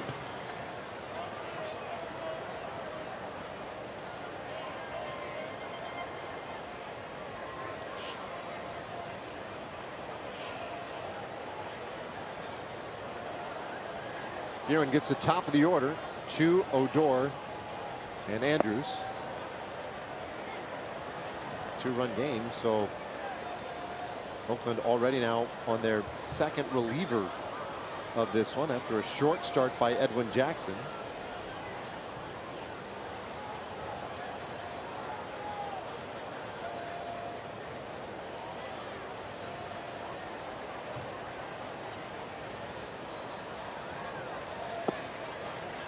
Outside, 2-1.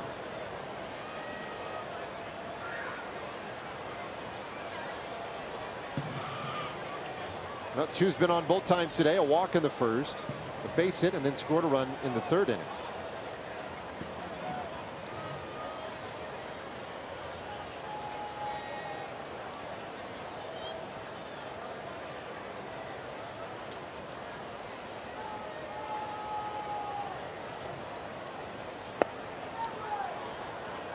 Three and one.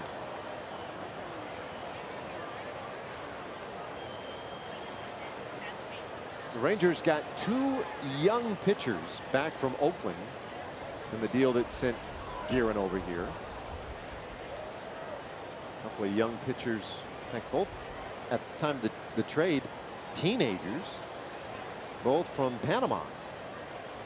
3-1. There's a comebacker off Guerin. Karam's towards second. The shortstop, Simeon, is there, and he can't get it to first in time. I like the one on there, the overshift, and a ball that caroms off the pitcher toward the shortstop, who's playing second. It looked like a sure hit until the kick save, and then you go, oh no, he's going to kick that right to second base. It's going to be an out, but fortunately the throw was too long for Simeon to have any chance to get Chu at first base. Chu was safe easily.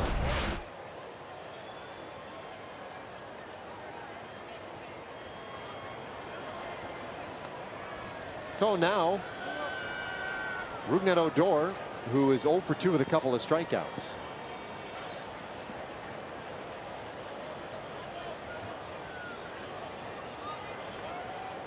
And the runner on, only one infielder on the left side against Odor, and he'll shoot it right over Chapman's head, out to the gap in left field.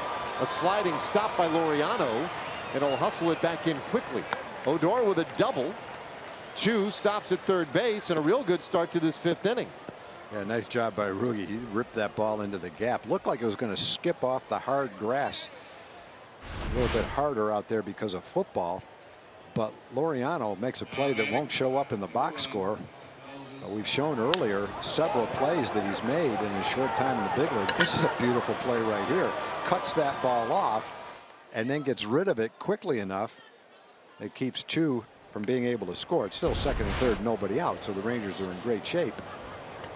But another nice defensive play by Laureano to be able to cut that ball off and get it back into the cutoff man so quickly. Now Oakland brings the infield halfway in. With Andrews up there, and Elvis takes a strike. Remember, Elvis was up there second and third, 1 out in the 3rd inning. They had the infield back, and he struck out.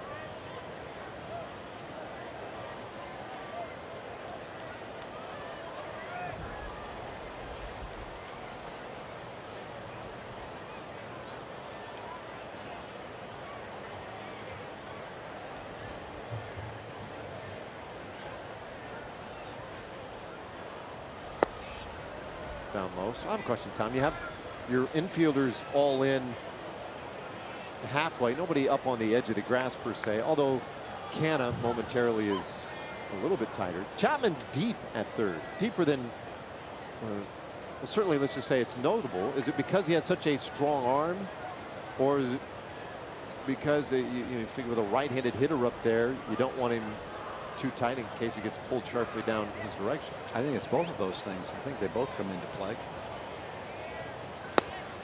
I think the last thing the A's want to do is give up 2 runs right here. They're going to do what they can to give up none, but they're trying to kind of have their cake and eat it too. They're going to play in to try to keep the runner from third from scoring, but play not so far in that it's really easy to sneak something through or over the infield to let both runs score. Kind of a dilemma with nobody out.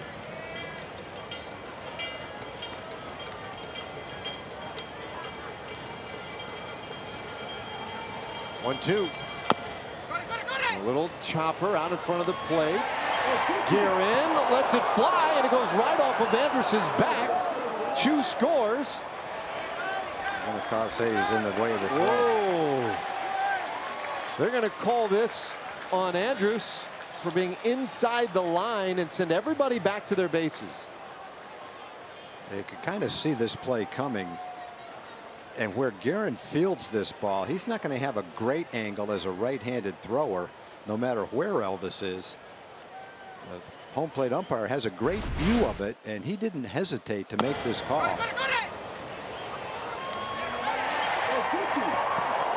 You can definitely see Elvis was on the left side of the baseline.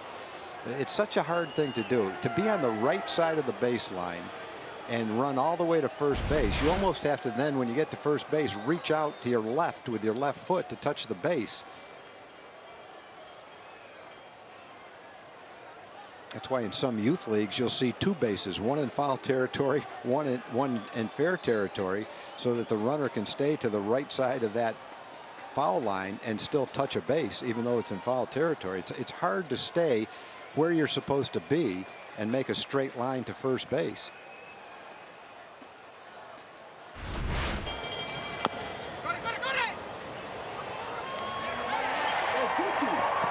Elvis is definitely on the left side of the line.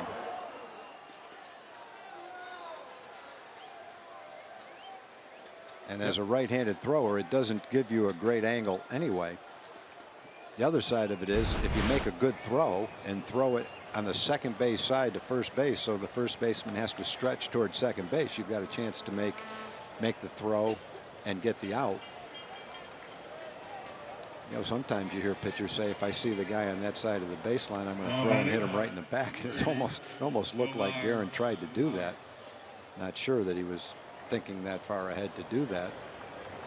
But in any event, he got the call, and Elvis was called out for being on the inside of the baseline. Goes as a 1-3 put out. Everybody holds their bases. And so now with 1 out at second and third, again, the infield will all come in halfway, even at third, where Chapman is no longer playing deep.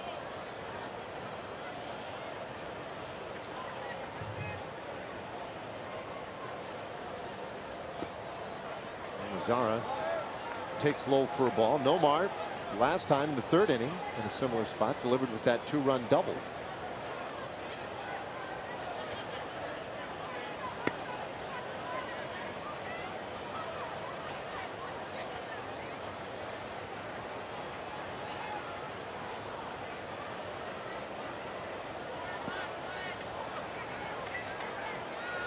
Nomar 1 for 2 today. And Gallo had the huge month of August. He's still swinging it pretty well. Nomar Mazara is having the big month of September. Comes up empty here, 1-1. Maz has really been swinging it well, 8 for 19. in the last 5 games coming in with a couple of homers, 3 doubles, 6 RBIs.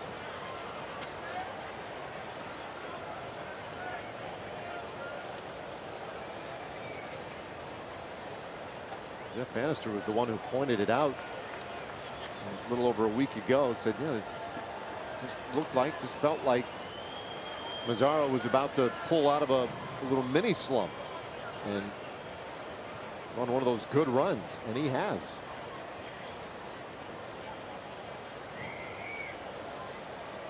Guerin's 1-1. Now he's ahead of Mazzara, ball and 2 strikes.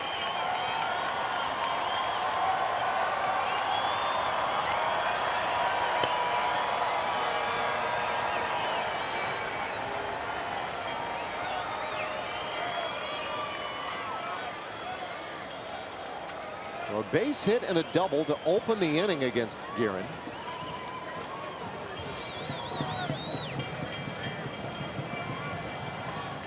With 1 out, Mazzara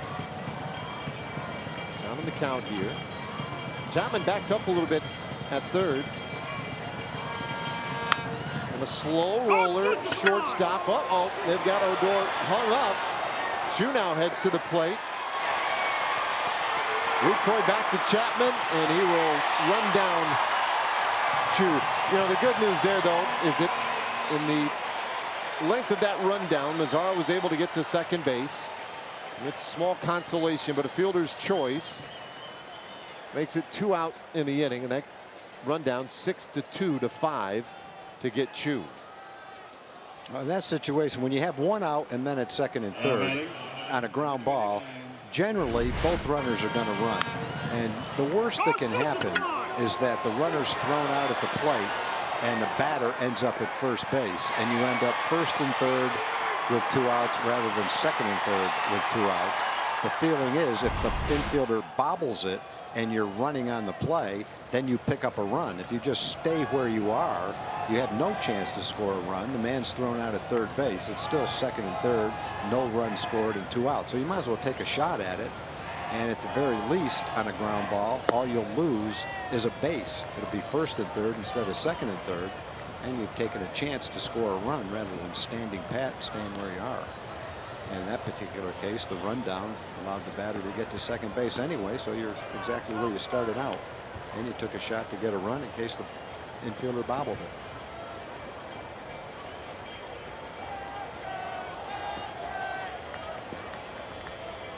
It's going to be up to Beltre then. A home run and a fly out to center. But even the fly out, boy, he hit that thing really well. Great catch made by Moriano out there. One of the better defensive plays of the afternoon. 4-2 Rangers.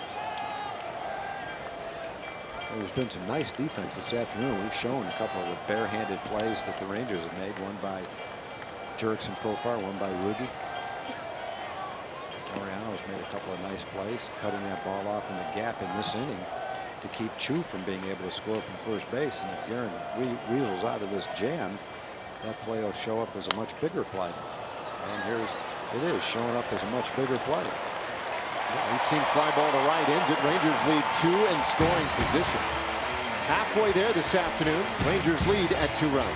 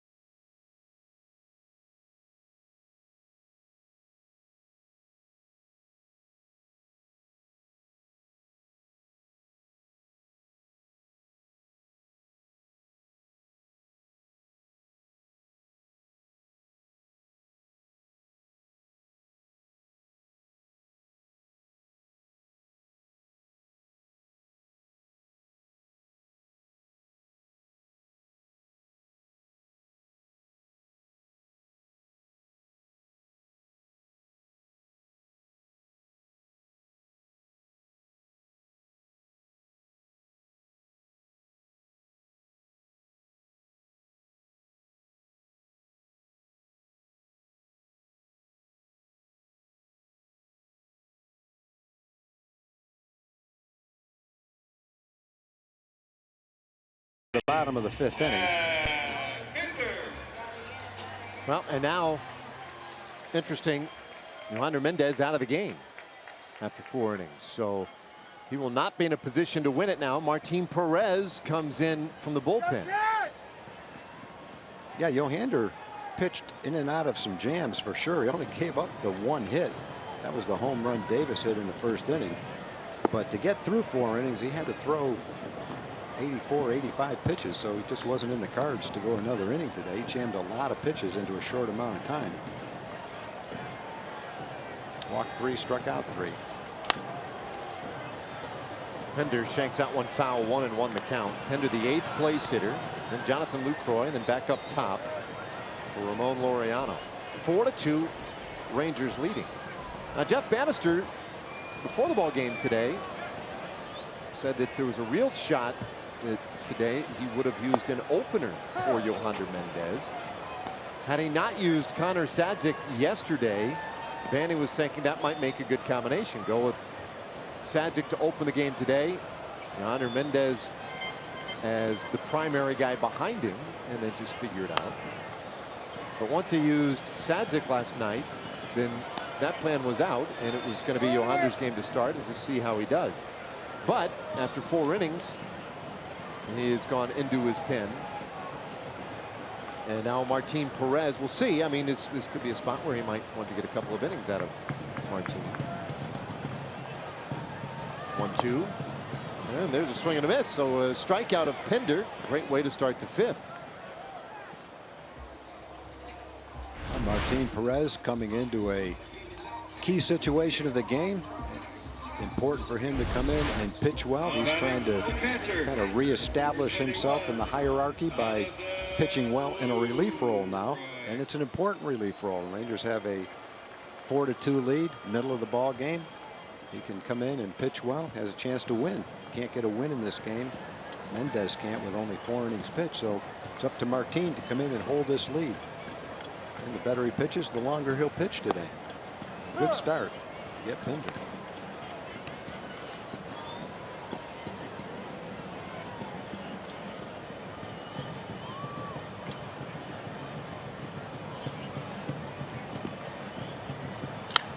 Strike pitch, that one wrapped sharply up the middle.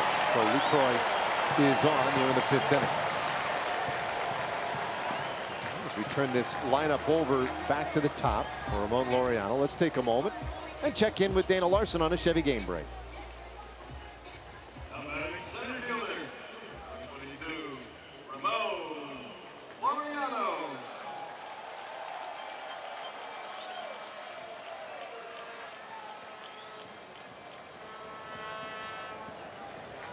Thanks, Dana. And, you know, fans here in Oakland watching that one closely out on the out-of-town scoreboard here at the Coliseum.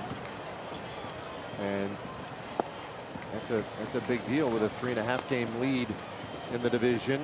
A's fans needing some help by someone, and they figured that, hey, look, the Astros out in Boston.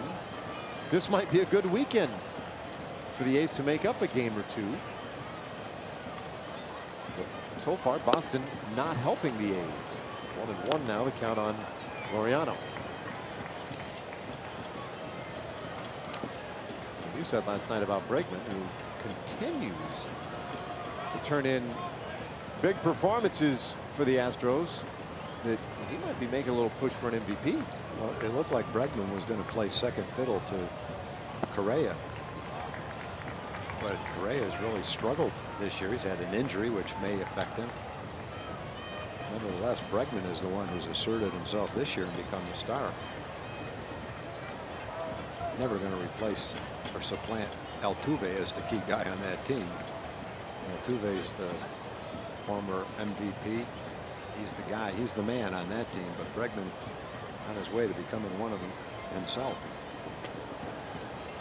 Going to knock in 100 runs, hit 30 home runs. And they are the best team in the American League, maybe the best team in baseball, probably the best team in baseball. And when you're having the best season on the best team in baseball, you have to get some consideration for MVP, that's for sure. Laureano with a fly ball out to right field. Mazzara on the run, and he'll get to it in a slide. 2 away. And Nomar had to come a long way to make that play. Playing out in right field. He gets good jump on the ball, kind of a lazy little pop-up down the line. Got to it easy enough. Martin appreciates the effort.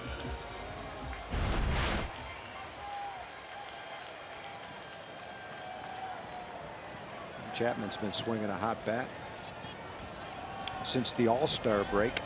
He's hit .330, OPS of over 1,000. That's in almost 190 at bats. Over a pretty extended period of time, he's been a .330 hitter.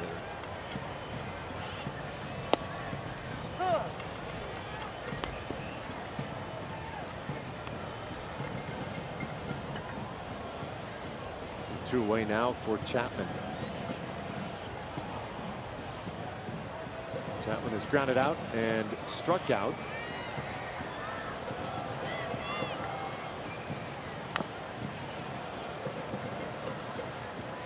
Oh, and 2 the count.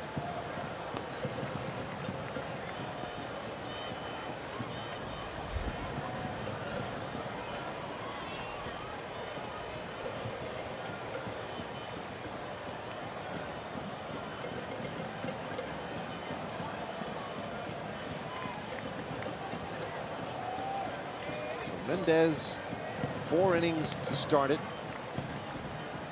Martin Perez trying to add a scoreless inning here in the 5th.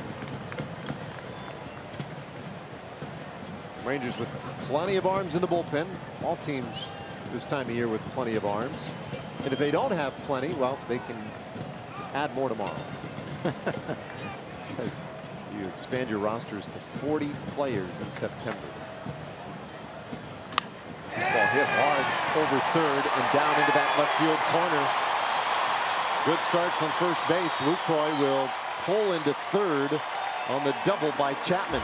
And maybe a break right there, but it was the catcher, Jonathan Lucroy, on base. Ahead of the Chapman double, is 36th this year because Lucroy unable to score. And Chapman hit this ball obviously very hard down the line. So Chu gets to the ball and catches the carom off the wall smoothly. Turns around and hits the cutoff man. The ball rattles around in the corner. It could be a problem, but that ball bounced right straight back to Chu. And Lucroy, once he got halfway to third base, he realized he had no chance to score on that one. That ball kind of kicks to the left. He probably would have been able to score, but it bounced right straight back to Shin-Soo. So fortunate carom for the Rangers. A chance to get out of the inning with no run scored. All Perez has to do is take care of Jed Lowry here. And Lowry hits this ball well out to left center field.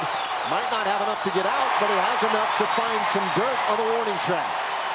Lucroy's in. Chapman scores. Lowry ties the game with a double to center.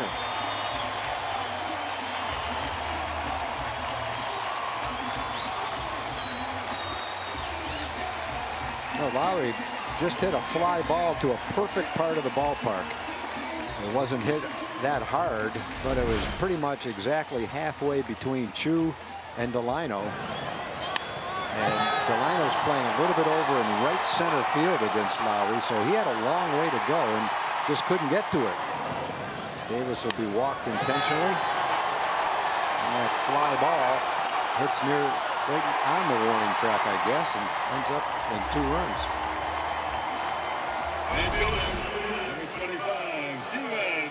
So a huge hit once again from Jed Lowry. Intentional walk given to Davis. And it's Stephen Piscotty.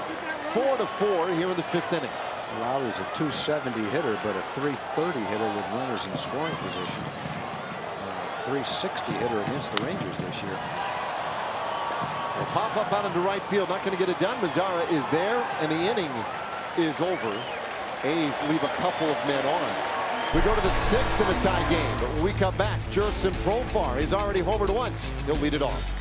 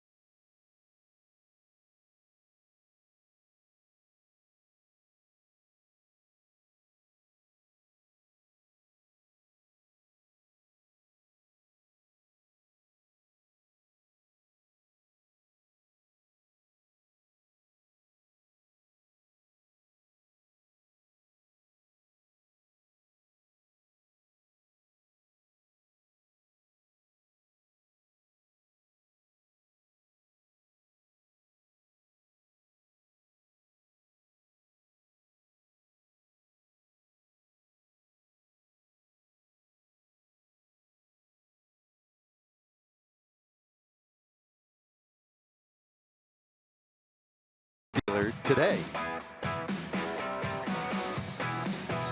Some Little League baseball. This is just a couple of blocks away, about 3 or 4 blocks east of where we are right now. Baseball alive and well with the kids.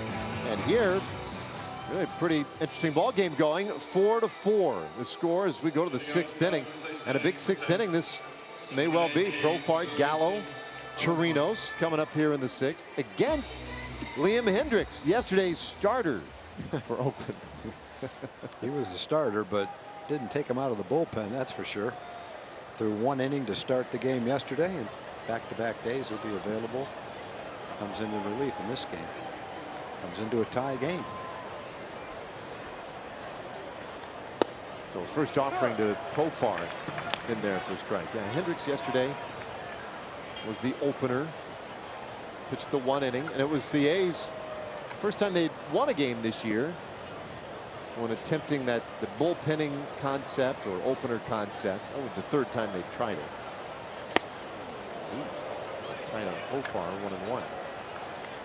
For Hendricks, though, it was his 3rd start in 6 games. And so, you know, immediately around here they started looking into the record books, saying like, oh, wait a minute, what's the record for starts in the month of September for an Oakland A? And you know, maybe he's got a shot. Well, the record is held by Catfish Hunter. He made 8 starts in the month of September back in 1973. One of those World Series Oakland A's teams. 7 of those 8 starts came on 3 days rest. And he threw almost, I mean, just short of 53 innings in the month. As Profar hits this ball well out to right field. But Piscotti tracks it down for out number 1. Yeah, and that's what the great pitchers did back then. Whether it was Fergie Jenkins, Gaylord Perry, Tom Seaver, Jim Palmer, Nolan Ryan, whoever they were, that's what they were doing back then. 200 innings today is probably what 260 innings was back then, yeah, maybe, or 275. Yeah.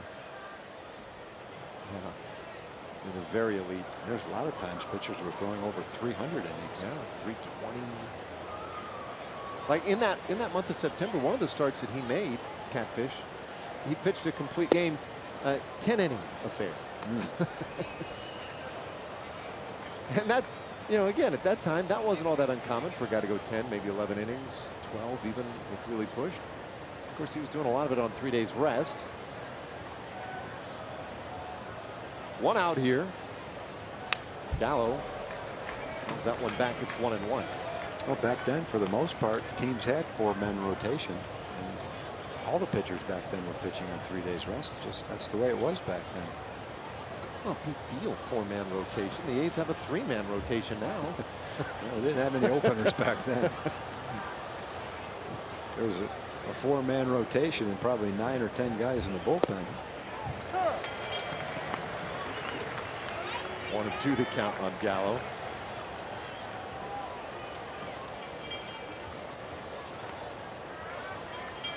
Joey 3 for 4 yesterday with a home run. He drove in 3.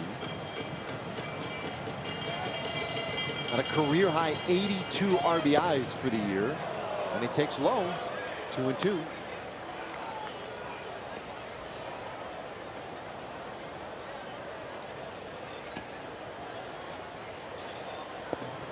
Gallo hit .294 in the month of August, 25 games.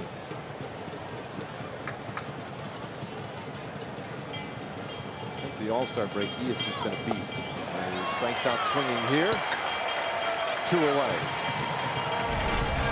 Thanks to T-Mobile, fans can receive a 20% discount on Fridays for the all-you-can-eat seats in the home run porch. Get your tickets in the all-you-can-eat seats for September 21st, the last Friday home game of the season when the Mariners take on the Rangers. Use the coupon code T-Mobile at texasrangers.com/specials.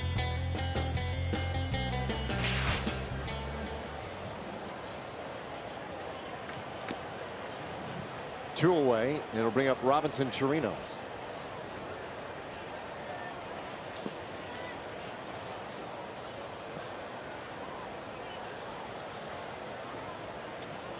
Chirinos lined out in the 4th inning, and he takes a good rip at that one.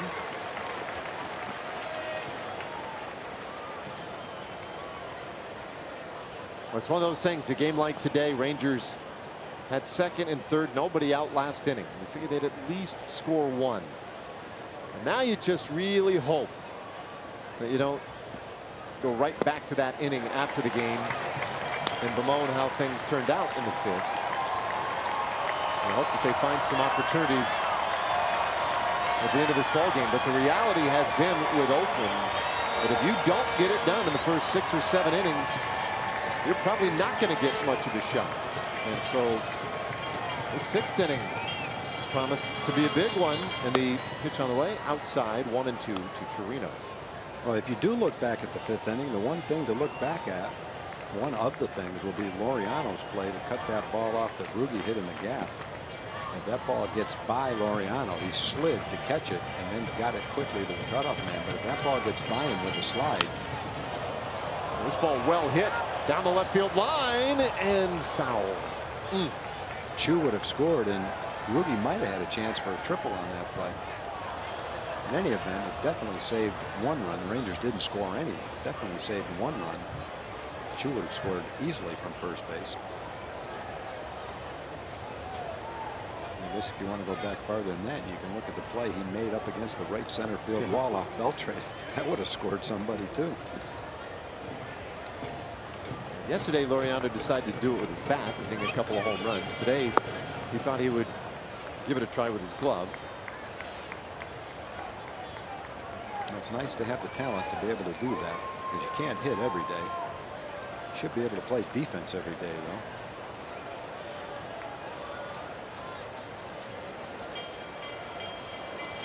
Two. Chirinos again. Good hack. This one heading foul left side, but there's a lot of room. And Chapman gets to it, and the inning is over. All right, to the bottom of the 6th inning, and we are still tied at 4.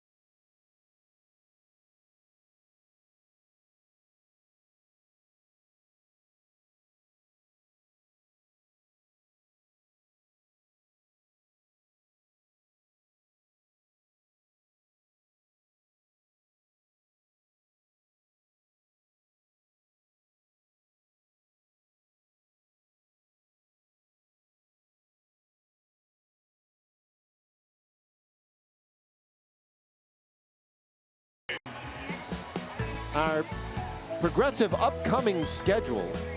Tomorrow we'll wrap up this series in Oakland, and it'll be the last we see of the A's this year. Then it's off to Los Angeles for the Angels, then to the Padres. You see the final homestand of the season on your screen there, and then the last road trip of the year out to LA and Seattle. That's it. Hard to believe.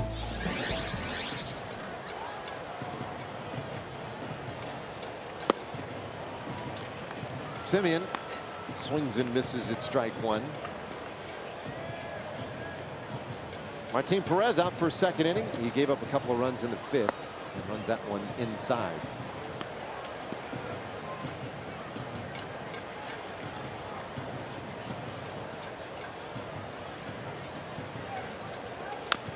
Oh, off his foot. Ball and 2 strikes.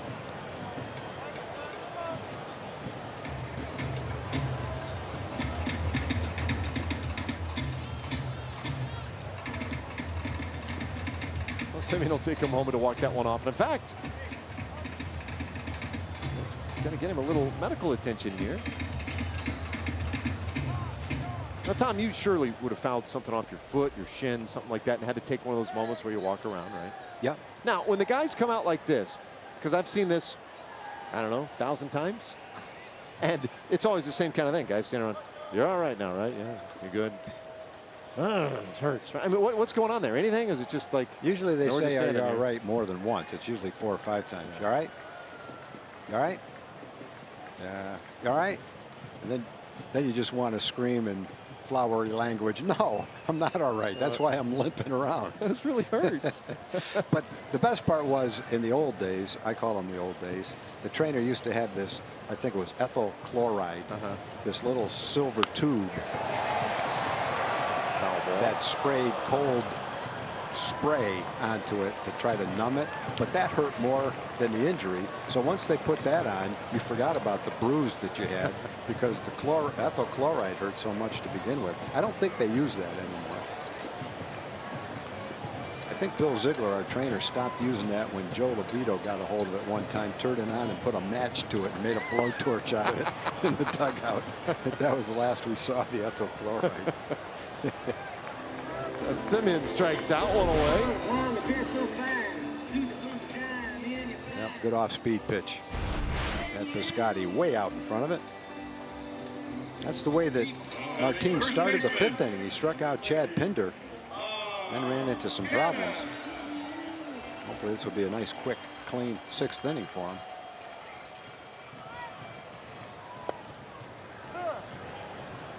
First pitch strike now to Mark Canha.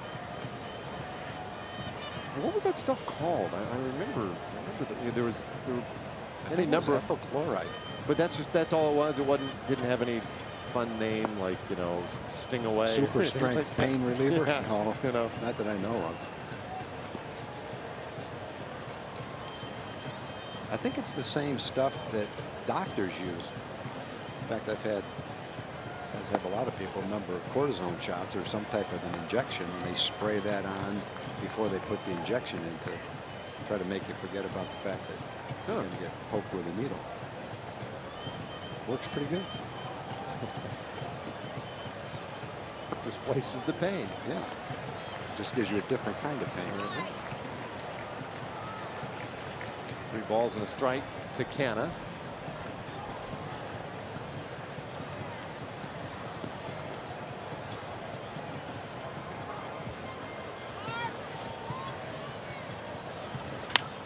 Chopper, third base. Good job by Profar to take it belly high, and he throws out Canha. 2 away. All right, let's take a moment now and hear once again from our friends at Southwest Kia. At Southwest Kia, we've made car buying easy. $250 down delivers, monthly payments $250 a month or less. SouthwestKia.com. 2 away here in the 6th inning, and Chad Pinder, the 8th place hitter, coming up.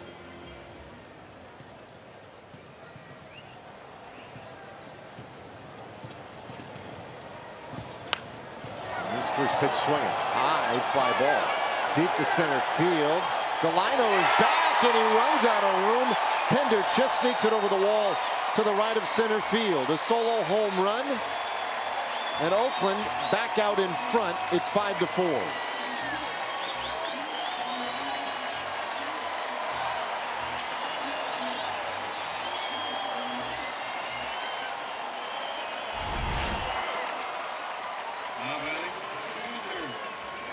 The pitch got the part of the plate that Martin was trying to miss. And that's center square.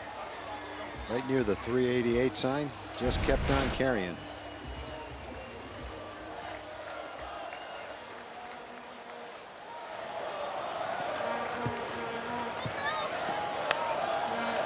Well, the next pitch It's a fly ball to medium deep right field, and it will end the inning. It's just one pitch too late. So we go to the 7th now. Rangers going to have to try and fashion a comeback.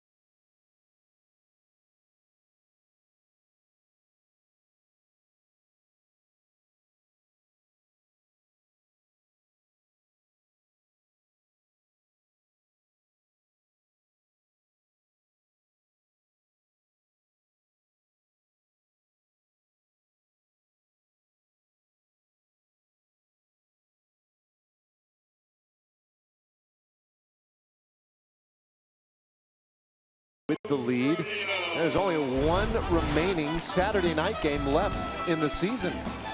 So I invite you to be out at the ballpark Saturday, September 22nd. Rangers and Mariners, 7:05 game. Get your tickets for the last Saturday night home game of the season, TexasRangers.com, or by calling 972-RANGERS.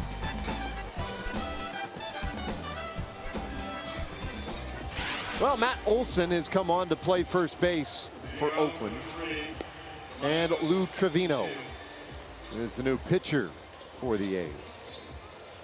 Well, Trevino's done a very nice job for the A's. He's pitched a lot too. He's probably end up with over 70 games pitched. ERA right around 2. Good number of innings too, more innings than games. So he's not just a guy that comes in for a fraction of an inning. 75 strikeouts in only 68 innings, and one of the telling signs of that line, opponent's batting average of 182, and tough to hit. Now Delano to Shields to lead it off, and that one came way in, almost got him on the hand. And he's had a little too much of that this year. Just did get out of the way, had a single back in the 3rd inning.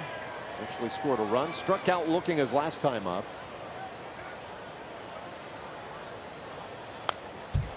And it's 1-1.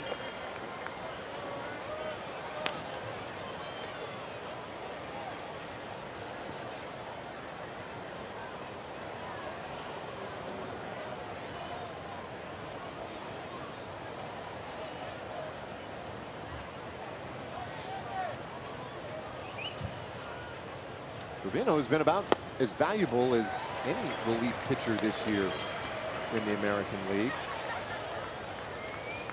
I'm not saying that in terms of like a WAR stat or anything like that. Just what he has meant to this bullpen and to this Angels run in the 2nd half.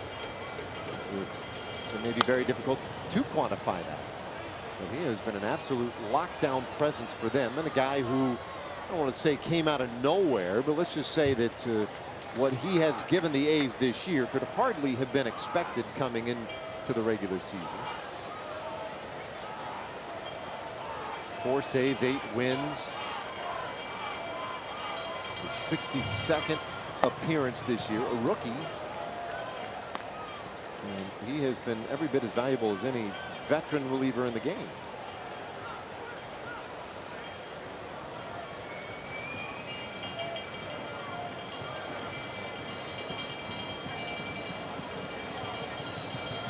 Here's the 2-2. That's just a little bit outside. Trevino protesting a little there with his body language. It's not going to endear him to the home plate umpire. I don't think he's too worried about it, though. Gabe Morales got that one right. Looked like it was a little off. Yeah. All right, 3-2. And Delano bounces it to shortstop. Simeon up with it quickly and gets rid of it in a hurry. Gets to Shields for out number 1. Well, our Ford probables for tomorrow, the final game in this series. Ariel Lorado will be the primary pitcher for the Rangers. The Rangers likely to employ an opener tomorrow. Trevor Cahill, 5-1 in his last 10 starts for Oakland. One of their last remaining actual starters.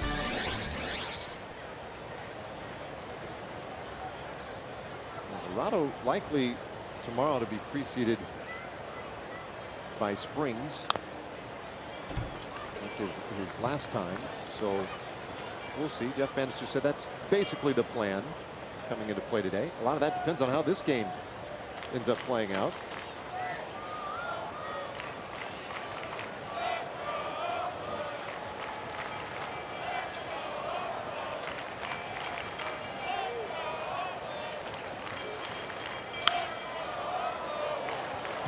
Oh, and 2 on to who is 2 for 2 with a walk. Great job up at the top of the order, trying to create opportunities for this Rangers offense. Rangers got a run in the second, 2 in the third, 1 in the 4th inning.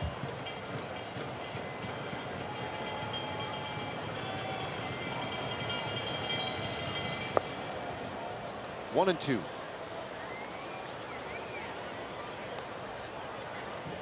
Rangers 4 runs on 7 hits today. They have committed the game's only error. The A's 5 runs, but on only 5 hits. No errors for Oakland. Oakland last year the worst defensive team in the American League. They've been a lot better this year. Bouncer over the mound. Jed Lowry, the traditional second base position, makes the play, and there are 2 gone.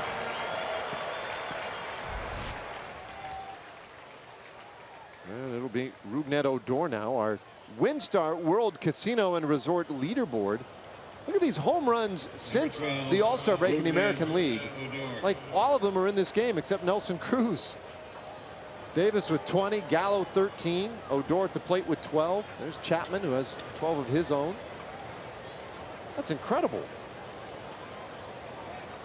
So all the hottest power hitters playing in this series. And Odor definitely one of them. One big swing here and he could make it a new game.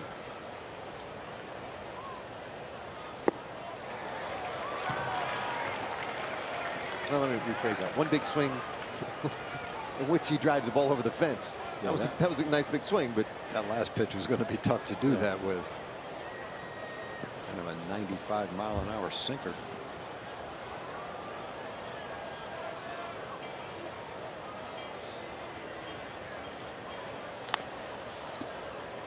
Fouled off. 0-2 the count.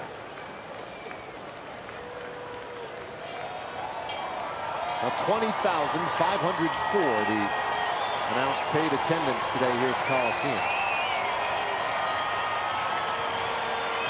And as they see Trevino within 1 strike of putting up a scoreless 7th inning, they'll try to find a way to give him a little extra energy. 0-2. It's off the plate.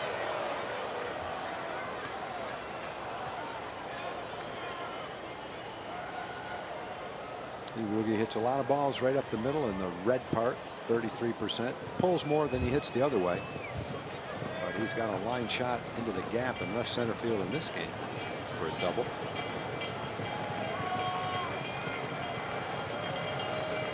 Accordingly, good shift on for Oakland. The 1-2 pitch and a late swing and a miss. Odor strikes out for the 3rd time this afternoon. Rangers go quietly in the 7th. They stand and stretch here this afternoon. Oakland up by 1.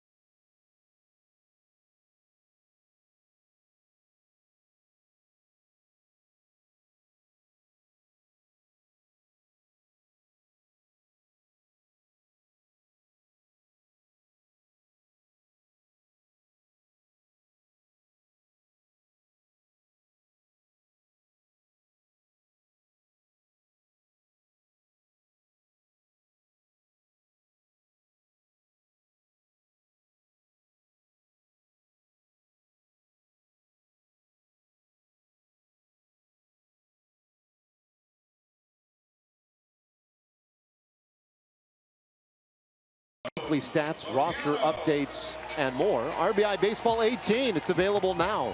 Learn more at rbigame.com. It's rated E for everyone. Rangers fans easy to spot in the sea of green and gold. Alex Claudio on here in the 7th inning now. Yeah, Alex's numbers a little high with the batting average. Fastball, sinker, changeup, and slider.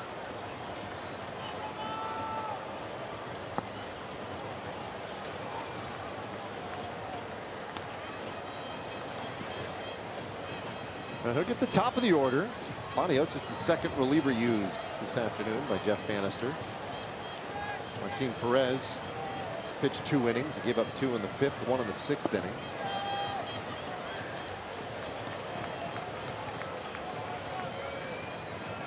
And 2-0 to Laureano.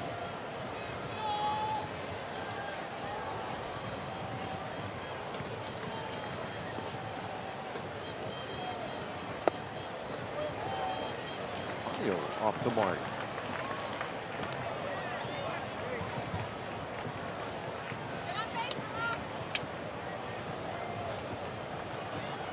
Part of the trouble yesterday for the Rangers were the free passes. They issued 7 walks in yesterday's 8-4 loss. Claudio dumps one in there for a strike, 3-1. I think that's been a part of what they have been a lot better at this year over last year. Relievers in particular. And there's ball 4. All right, time for a Chevy game break. Let's check in again with Dana Larson. Number 26, Matt Chapman.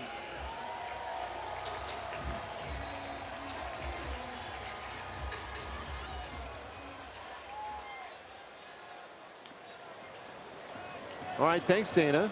You don't see the rain shortened games very often. 5-4 here. That one off the plate.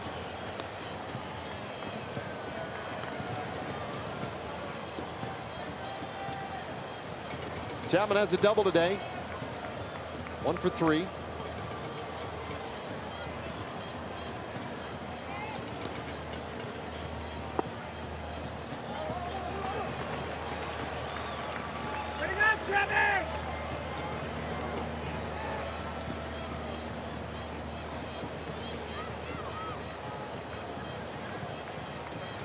Now, one of the things they do here in Oakland, somewhat differently than they do anywhere else in Major League Baseball, it's got a little bit of that sort of soccer vibe going, right, with the chants and the drumming and the whatnot, and they try to keep something going all the time here. Well, they do a pretty good job with not as many people as most stadiums see. Pretty good crowd today, but most of the games there's between 9,000 and 11,000. But you're right, they have good energy, good things going on at the stadium, so it always feels noise-wise like there's more people here than that. What was the guy? Do you remember the guy? Was it Crazy George? Was that his name? They wore the cape and the ukulele. Yeah, oh yeah, yeah. Yeah, that guy goes way back. He became a bit of an institution. Yeah. Seen him here in a long time. He must not be doing it anymore, because I haven't seen him in a long time either. Sean was just saying that he does a lot of the he goes to the San Jose Earthquakes game. Oh, soccer team now. And that's, I mean, look, that's what he was built for. It was just a matter of time.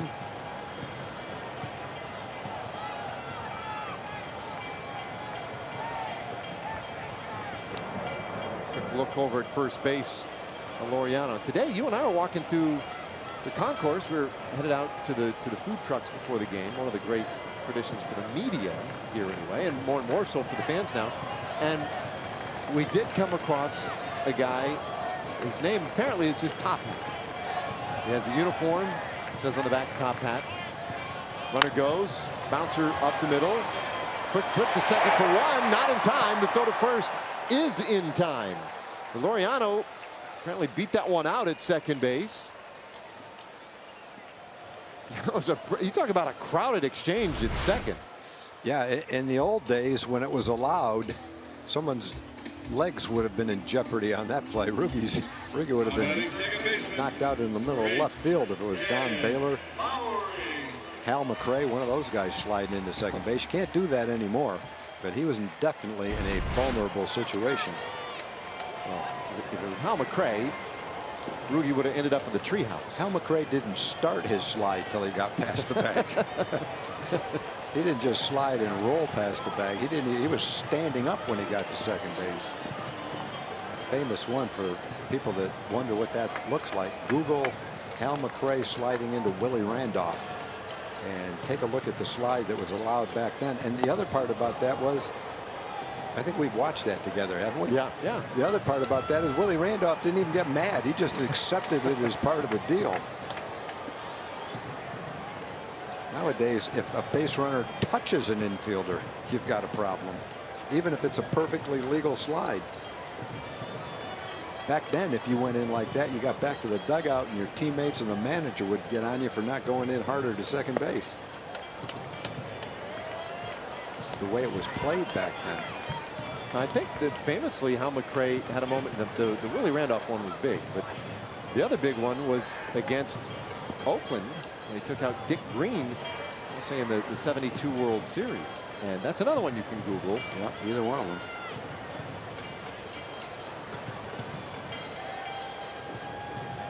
One. That's one I like to see people go back and look at that, because when you say Hal McRae didn't start his slide till he got to second base, it sounds like an exaggeration. Well, I'm sure he went in hard, but come on, he didn't start his slide till he got to second base. And in baseball, we all are prone to a little bit of exaggeration. It makes your story a little bit better. It's just kind of what happens. Doesn't mean it's not true. It just means it's been embellished a little bit over the years. But that one, when you watch Hal McRae go in, that's one that really hasn't been embellished very much. You can see it for your own eyes. You know, the last time we enjoyed this little exercise, you and I had looked at the video and we were talking about it, and it hit me like later that night or maybe the next day.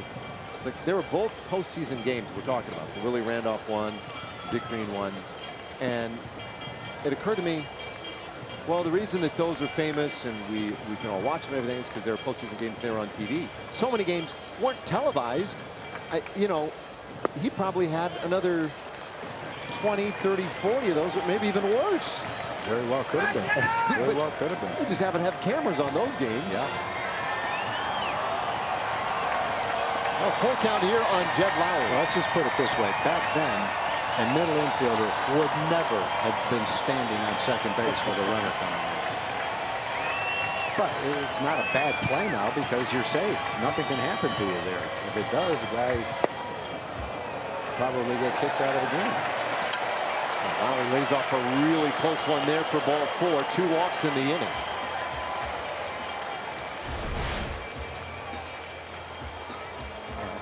Close, but not quite a strike. I'd love to get Mark McLemore talking about that. You know, he sides with the base runner most of the time, and he was a middle infielder.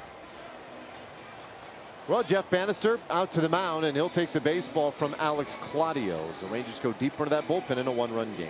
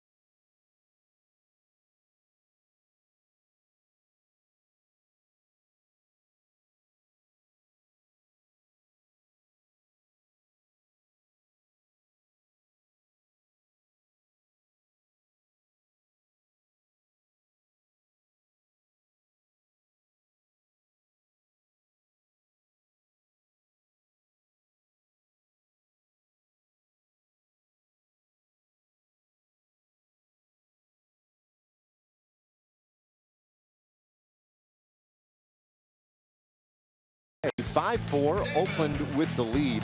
Southwest Airlines and Fox Sports Southwest are inviting you to slide into a suite. All you have to do is tweet where you want to get away, tag Fox Sports Southwest, and use the hashtag sweepstakes for your chance to win a VIP Texas Rangers suite experience and 40,000 rapid reward points. All right, Eddie Butler coming on here in the 7th inning. Yeah, 21st game for Eddie. He throws a fastball, a slider, a curveball, and a changeup. He inherits a first and second situation with only one out. Not much margin for error here. The Rangers trail by 1. The A's late inning bullpen has been solid, so you want to keep that a 1-run game. Coming in and getting a couple of key guys right here. You got Davis and Piscotty. Davis has 41 home runs. Piscotty has 22 home runs, so 2 tough guys to try to get. And he started Davis with a breaking ball. Got it in there for a strike. Now off the plate, 1-1.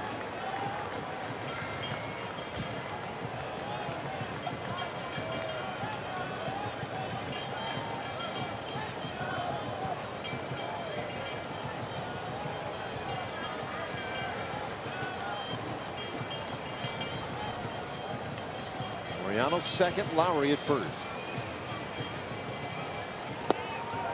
It's 1-2. From what we've seen the last couple of games, last night and this afternoon, probably have a better chance right now of getting Davis out with off-speed pitches than you do trying to sneak a fastball by him.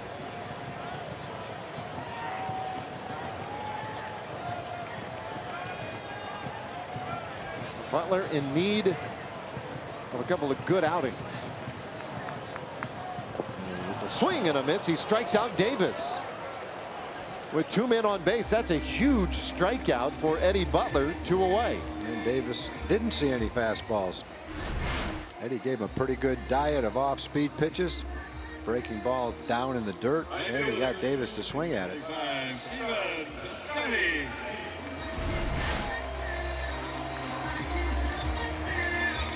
All right, so now Stephen Piscotty.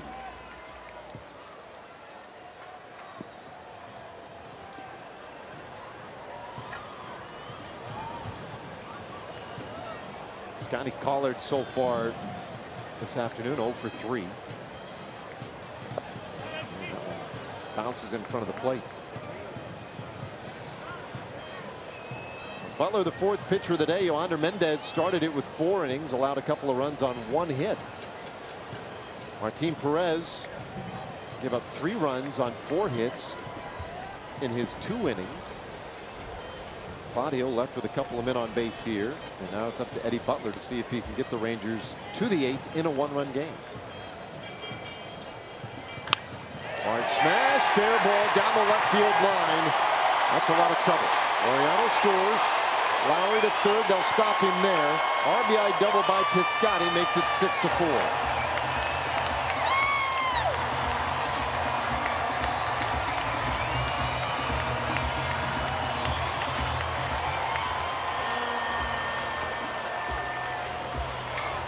Have a lot of solid hitters in their lineup. Piscotty's one. That was an off-speed pitch that stayed inside. It's supposed to be down and away. Piscotty kept it fair down the line. The ball takes a nice bounce again right back to Chu, and that made it so that Lowry couldn't score. 1 run did score, but the other one didn't.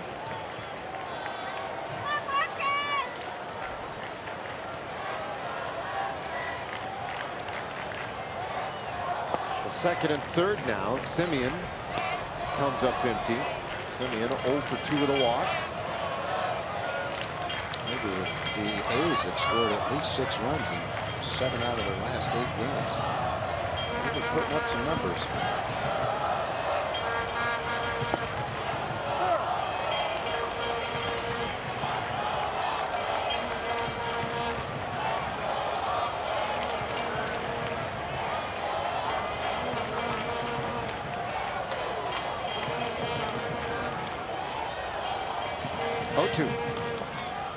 That's outside.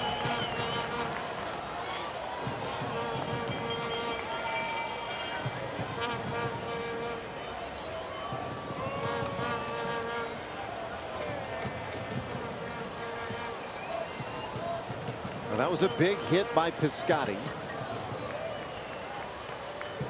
The A's a little more cushion. In the dirt, 2-2. Really critical that Butler, though, leaves it at bat. You just can't allow any more.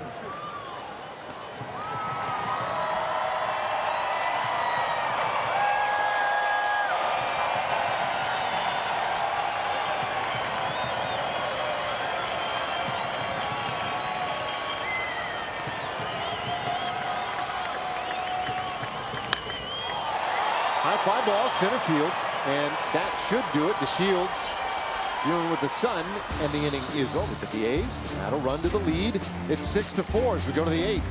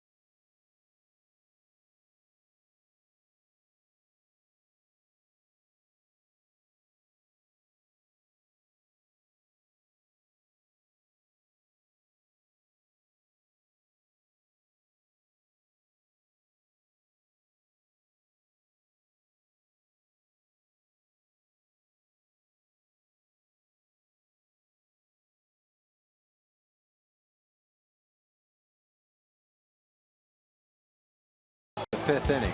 With nobody out, Ruge lines one into the gap. Great play by Laureano to cut it off. It ends up men on 2nd and 3rd. Elvis is caught out for being in the baseline, left of the baseline. Mazzara, little soft ground ball, turns into a rundown. Beltre flies out to right field. Nobody ends up scoring. And the double by Ruge could have driven in Chu if not for the nice play by Laureano.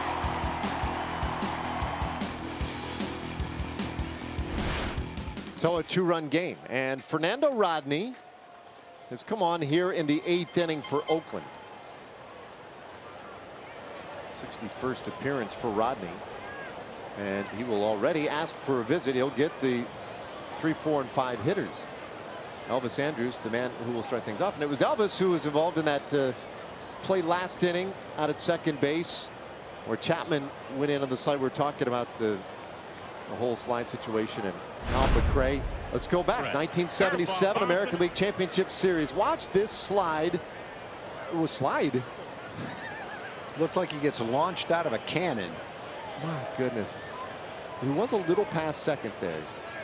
Now replay shows he was definitely past second by about 10 feet. I don't know if he ever did slide, really. I guess you can call that a slide. My favorite part of that, though, is, and we don't have a whole lot of time to sit around and examine it, but you'll see when he's laying on the ground in a wrestling match, he's looking toward third or the plate, and he's waving Freddie Podtek. He's like, "Go, score!" Bouncer up the middle. That one handled by Lowry. Andrus retired to start the 8th inning. That was the whole point of that slide, not just to break up the double play, but they figured he could get the run in from third base. If you had that same play today, you'd have 50 people out on the field. You'd have pitches being thrown at hitters for years after that as retaliation. Back then, the guy that got taken out on the double play didn't even blink an eyelash. Just got up and tried to make the play.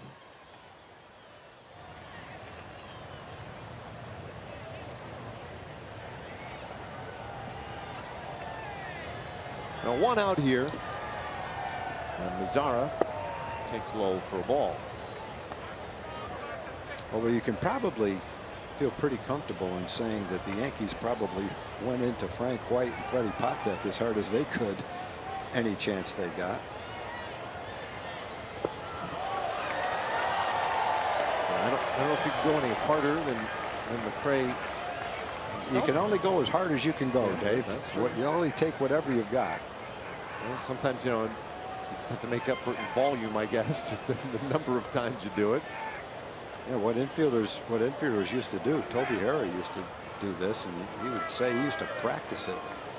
That he would throw, when he let go of the ball was down near the dirt like a submarine pitcher, and he threw it as hard as he could. And if the runner didn't slide on his back, kind of like when Bautista slid into Rugi. If Bautista doesn't get down, he gets hit right in the helmet with Rugi's throw, because Rugi dropped down anticipating he was going to come in hard at second base. That was really the only defense that an infielder had. But on the one we just showed, Willie Randolph didn't have time to do that. He didn't have time to get the ball and throw it. There probably were some before and after that where he did, and rest assured that he threw a sinker from a sidearm delivery to make sure that McRae peeled off into right field or slid flat on his back before he got to second base.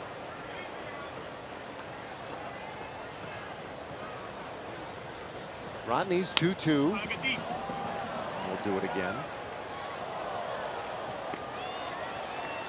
Nomar had a double earlier, 1 for 3 today. Last time up, reached on a fielder's choice. It was second and third, one out, and he hit a ball to shortstop. Ended up Chu got a rundown between third and home. And at the moment, it seemed like a big portion of the game. Indeed, it has turned out that way. Mazzara with his second hit of the game, though, shoots that one out into right field. Gets a tying run to the plate. Time for our Southwest Airlines player breakdown. Let's take a look at the A's bullpen today. A's bullpen has done an exceptional job. After Edwin Jackson was only able to pitch 3, Sean Kelly pitched an inning, Corey Guerin, Liam Hendricks, Lou Trevino, now Fernando Rodney. Bullpen will be asked today to throw 6 innings. And it's not just the depth that you see in the later innings, the 7th and 8th inning. They've got a lot more than that. They've added so many pitchers that their strength in their bullpen goes all the way down to the middle innings now. They've got guys who have been closers in the past pitching in the 6th and 7th innings now.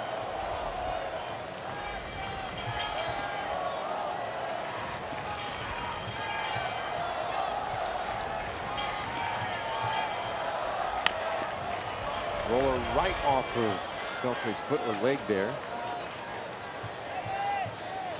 No balls, 2 strikes.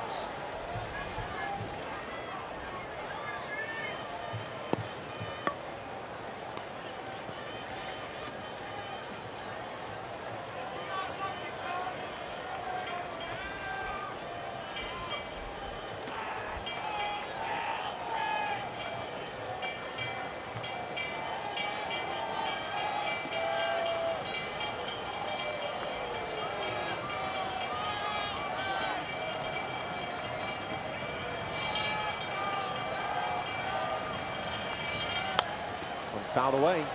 Stays 0-2.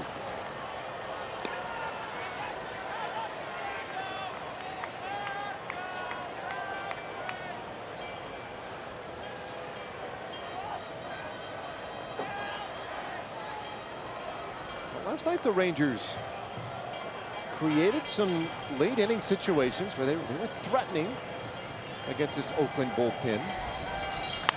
Beltre hits this ball hard down the left field line. It is gone! A 2-run homer by Adrian Beltre, and he's tied this game in the 8th. How about that? Adrian continues to swing a scorching bat, and we've got a new ball game. We've been talking about how Adrian had hit 3 home runs in the last 5 games. Add a couple more to it today.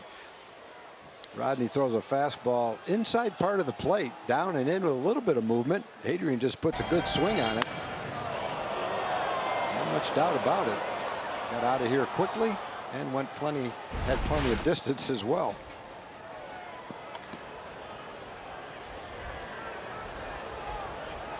Well, Rodney getting touched up a little bit here. He didn't pitch all that great yesterday, really. So that home run by Beltre moves him to 32nd place, all by himself on the all-time list now, just ahead of Carlos Delgado. One more puts him into a tie with Musial and Stargell. High fly ball out to center field. And that one measured for the second out of the inning. Rodney came in yesterday's ball game in the 7th inning. Gave up 3 hits. Walked a batter. Gave up a run. Got bailed out when Ryan Buchter got the last out of the inning. But he was unable to get out of the 7th. He's not going to get out of the 8th in today's game.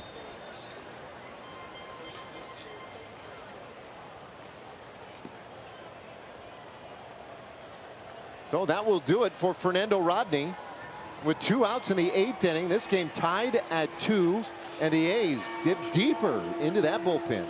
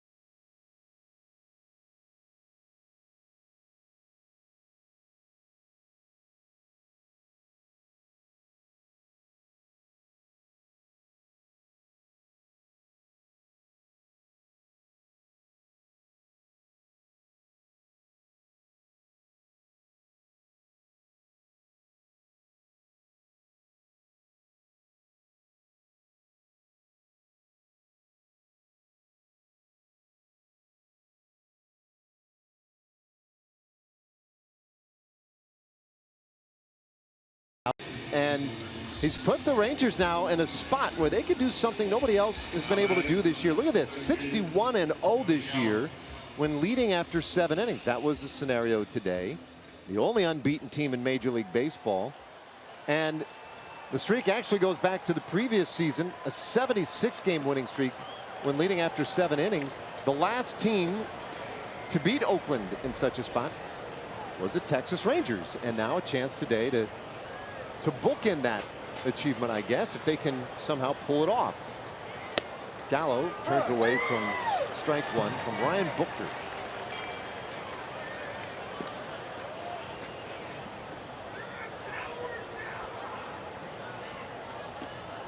'45th appearance for Buchter.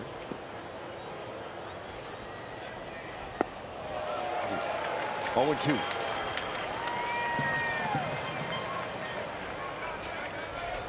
Gallo had a big game yesterday. 3 strikeouts today.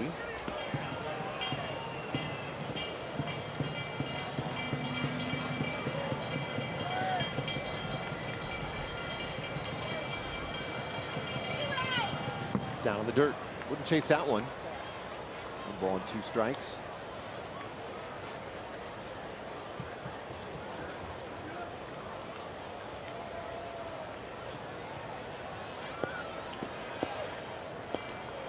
A 2-run homer by Beltre has tied this game again.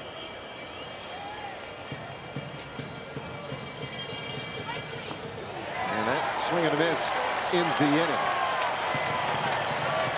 So we'll go to the bottom of the 8th. But not before Adrian Beltre with his 2-run homer. His second home run of the game has made it a 6-6 score.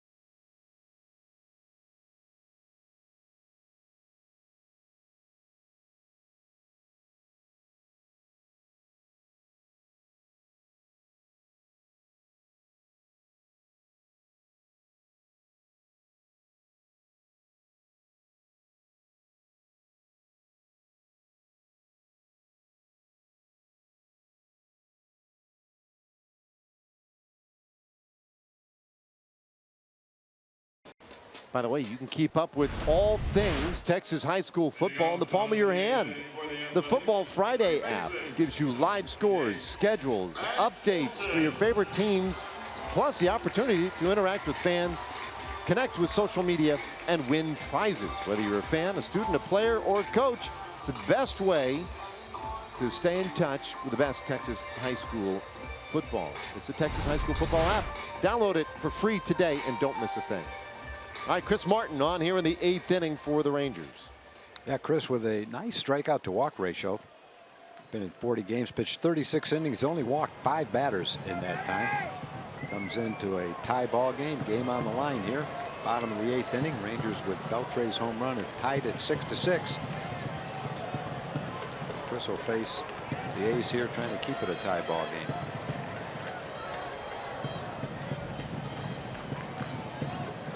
The first pitch, and this one bunted to the left side, foul. That's like second, maybe third time this year that the A's have even thought about bunting. They still don't have a bunt hit, do they? I don't think so. Last week they didn't have one. Unless they have a bunt hit if they've had one in the last week.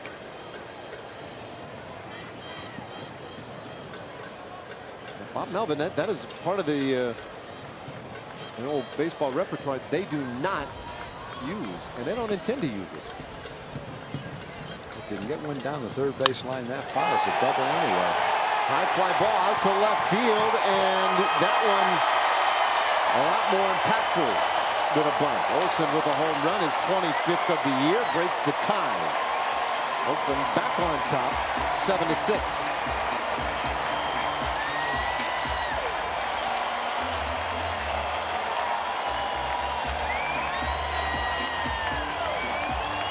That's what they do. They hit home runs. That's number 25 for Olsen. Olsen with obvious power, not only to pull the ball, but to go to left center field, which he did right there. Third home run for the A's today. Pinder had one. Davis had one. Find that with 2 or 3 doubles in the game. A lot of extra base hits for the A's. Look at the rankings in Major League Baseball. The A's are right near the top in extra base hits and home runs. Runs scored for that matter.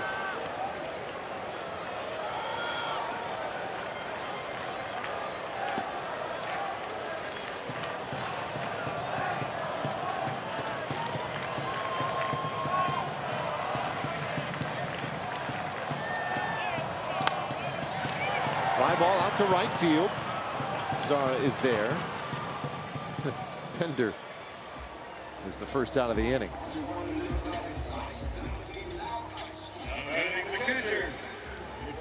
Oakland, well, just when it looked like the Rangers might find a way to do something nobody else has done this year, they come right back and they score a huge, huge run. But it's not over yet.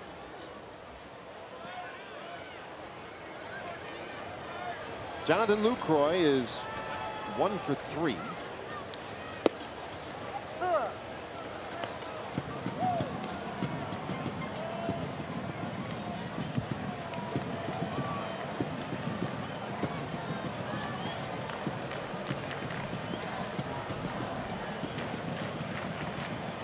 Martin just misses 1-1.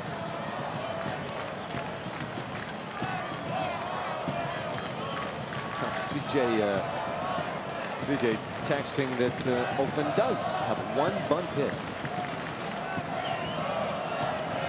Toronto and Oakland each with 1 bunt hit.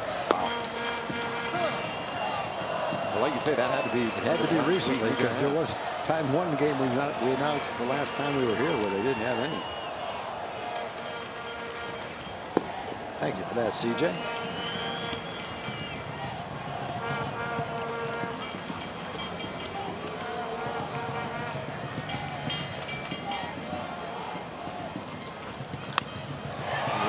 Scooped down into left field. That's a base hit. McCoy on for a second time today.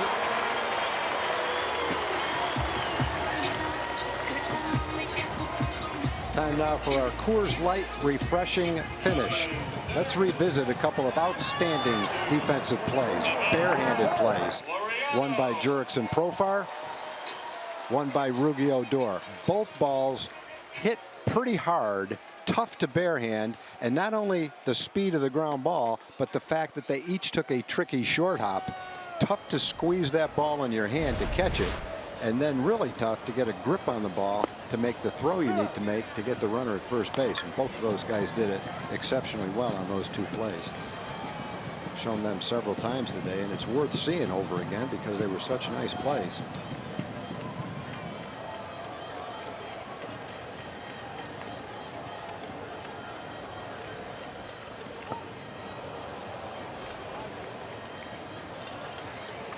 Laureano walked in the 7th inning and scored a pretty big run at that time. Gave Oakland a 2-run lead. It came with 2 outs in that inning. Offensively, that's been pretty much it for Laureano. A couple of strikeouts and a fly ball out. He's had much more of an impact today defensively. That is strike 3 called. 2 gone in the 8th.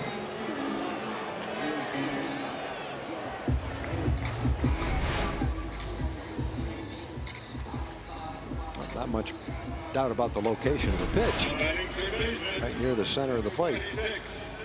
So Laureano, not much at the plate today. He did walk and score a run, though. 0 for 4 with 3 strikeouts. But nice plays defensively that earlier in the game, you could make a case that his defensive plays played a huge part in the A's being ahead by a run right now. Ball he picked off the right field wall that Beltre hit, and the ball he cut off that Odor hit to left center field.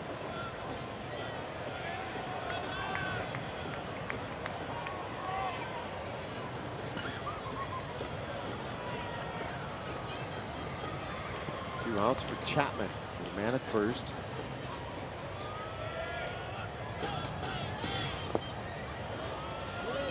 Dirt, did he go? No, they do appeal that one down to first, and Ramon de Jesus, and he did not go.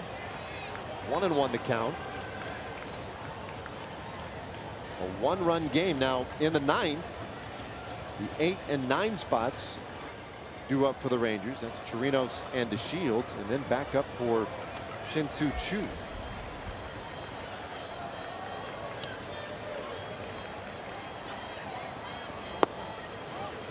Depending on what the Rangers want to do, of course, they have a much deeper bench as well. Willie Calhoun available today. Willie had not been available the past couple of days. He's been a little under the weather, but ready to go today. Drew Robinson, Ronald Guzman on the bench. Spencer Alberto, Schneider Falefa, Carlos Tochi, Carlos Perez. So a lot of options there for Jeff Bannister, depending on how things play out in the 9th inning.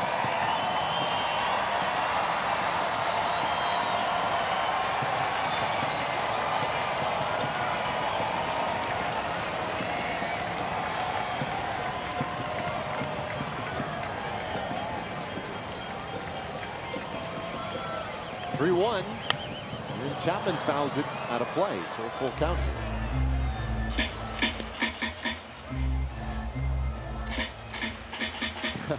I've said this a million times, Tom. Like 80% of communication is nonverbal.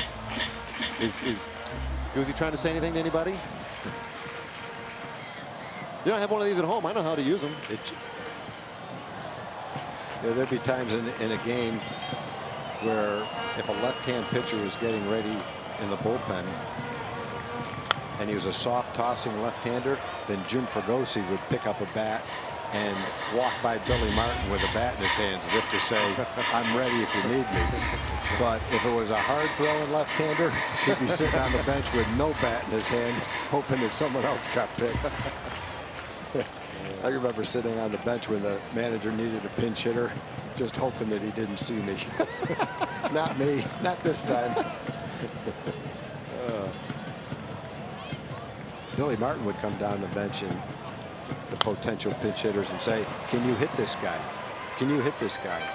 And what are you going to say? No? Or are you going to say yes? So I think Doug Bird one time was pitching for Kansas City, and we needed a pinch hitter, and Billy said, I happened to be sitting there saying, can you hit this guy? I said, yeah.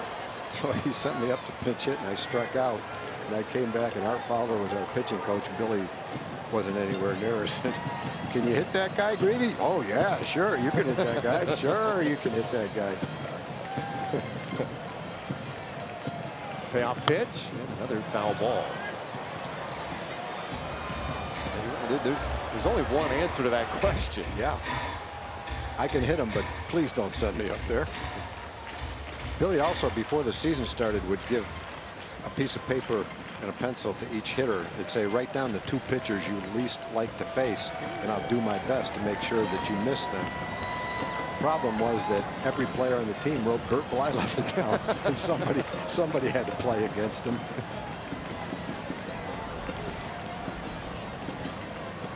3-2. And a fly ball. That one pretty well struck out to right field and off the wall. Good start at first for Lucroy. He'll head into the plate and score. And boy, is that a big double by Matt Chapman. Makes it an 8-6 Oakland lead.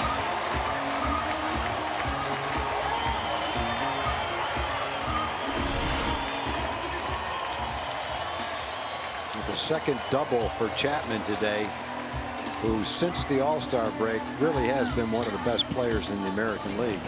We talked about his defense, in spite of the errors that he's made, the plays that he makes. You just hear the A's people that watch him every day rave about it. So he's been tremendous defensively, and since the All-Star break, he's hit well over 330 with 12 home runs, an OPS of over 1,000. And against the Rangers, he's hitting well over 300. He scored 15 or 16 runs. And 2 doubles today. Scored a run and knocked in a run. 37 doubles on the season for him. A very big year for Chapman and for Oakland. And so many of these guys with some big numbers against the Rangers. As a team, the Rangers the only club in the division against whom they have a winning record. They have losing records against every other team in the West. That is so surprising to me.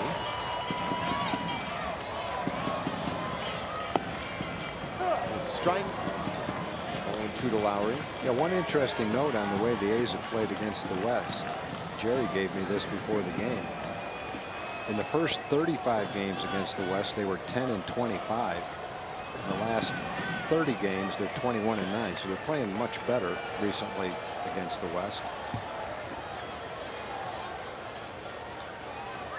They're done with Houston. Houston beat them 12 out of 19. Chin music there for Lowry. 1-2.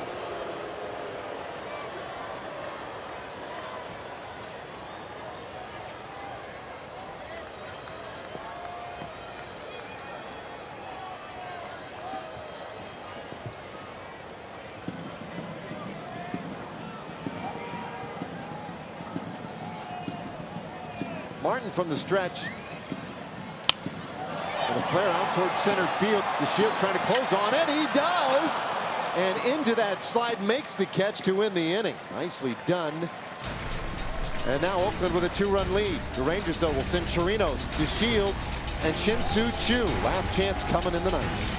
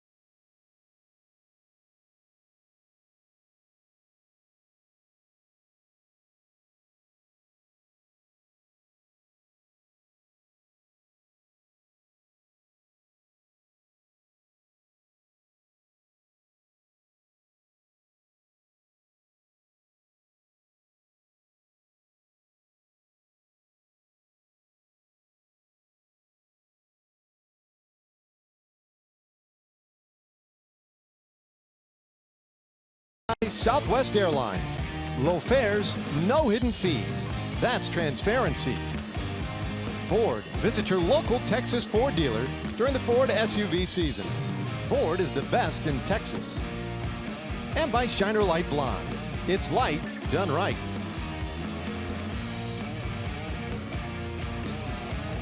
Well, back and forth we have gone seemingly all afternoon. 8-6. Oakland currently with the lead in this 9th inning. And Blake Trinan is on. And when you look at American League relievers and the earned run averages, Trinan lowest in the league. Jose Leclerc not far behind there, 3rd lowest in the American League. But Trinan, very tough customer, and he's on here in the 9th. Yeah, he definitely is a tough customer. And when he's at his best, I said this in last night's game, he's one of the 5 toughest pitchers to hit in the league. Throws a fastball that gets up to 99 miles an hour with great movement on it. Hard breaking ball.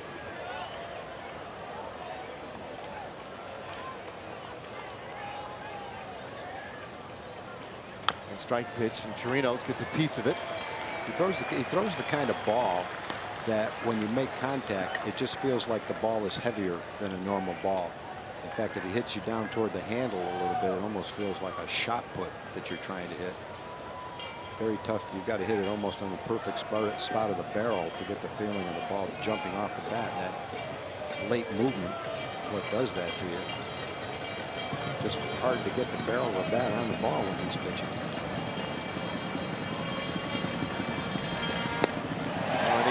Rushes that one past Chirinos. 98 miles per hour, and a strikeout begins the 9th inning.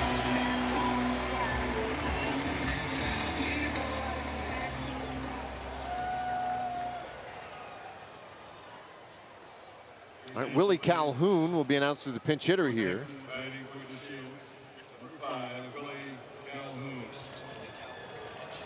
So Calhoun. His playing time is not going to be regular here in September. His spots are just going to sort of pop up every now and again. Rangers just have too many other young players right now, or critical players, as the case may be. And we're going to get playing time in front of him. And so this may be the way we see Calhoun for the most part these last couple of weeks. Jeff Bannister said he will get a couple of starts here and there.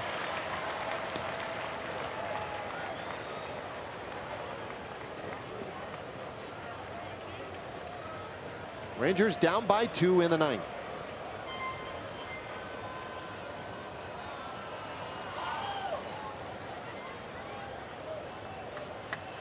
Had to overcome Oakland leads a couple of times today. The largest Oakland lead has been 2 runs. 1-2 the count.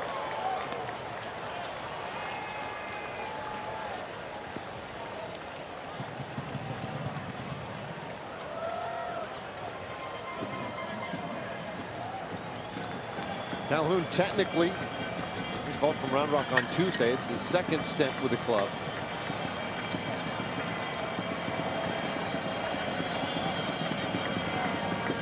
And a breaking ball, strike 3 called. Well, that's not fair. 2 away. That was nasty. You had a chance to hit a couple of 98-mile-an-hour sinkers, but you haven't seen this yet. And he drops that hard breaking ball in for a strike. Doesn't matter whether it's right down the middle or not. It's just tough to be prepared to handle the stuff that Trinan has. Not many people have handled it either. Trying for his 37th save. His ERA is under 1. 70 innings, 92 strikeouts, only 42 hits. Opponents are hitting 164 against him. So Chu, a moment the last hope, trying to bunt his way on.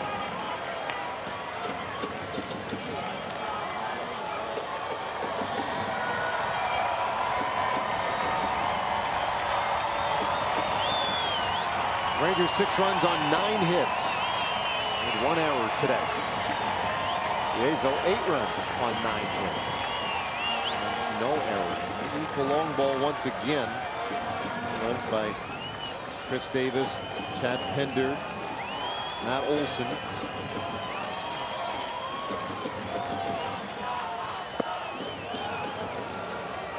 Did he go? No. Killed that one down to third, and Ed Hickox. As the two managed to hold off.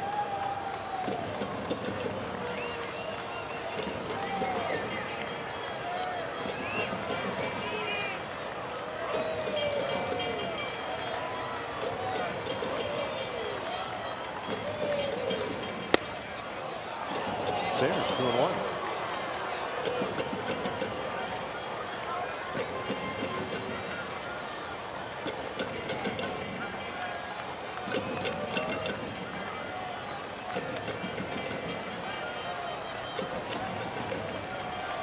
Rangers have only won 3 games in this ballpark this year. Swing and a miss makes it 2-2. A real tough place to play. And the 20,000 plus will come to their feet here at the Coliseum.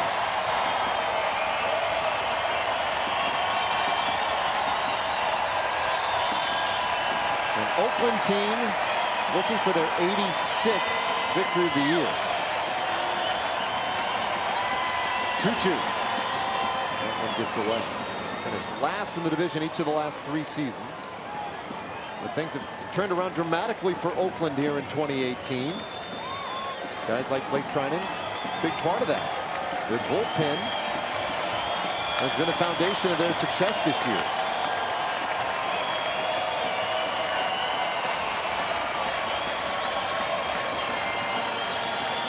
Chu lines this one right out near second base with a shortstop.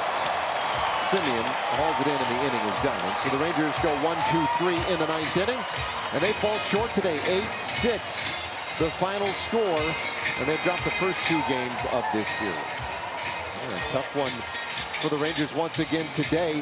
Dana Larson, Mark McLemore, and Mike Bassick back home in the studios to break this one down for you this afternoon. For Tom Grieve and our entire crew, I'm Dave Raymond. Thank you for watching today, and we invite you to stay with us. More Rangers coverage coming up right after this.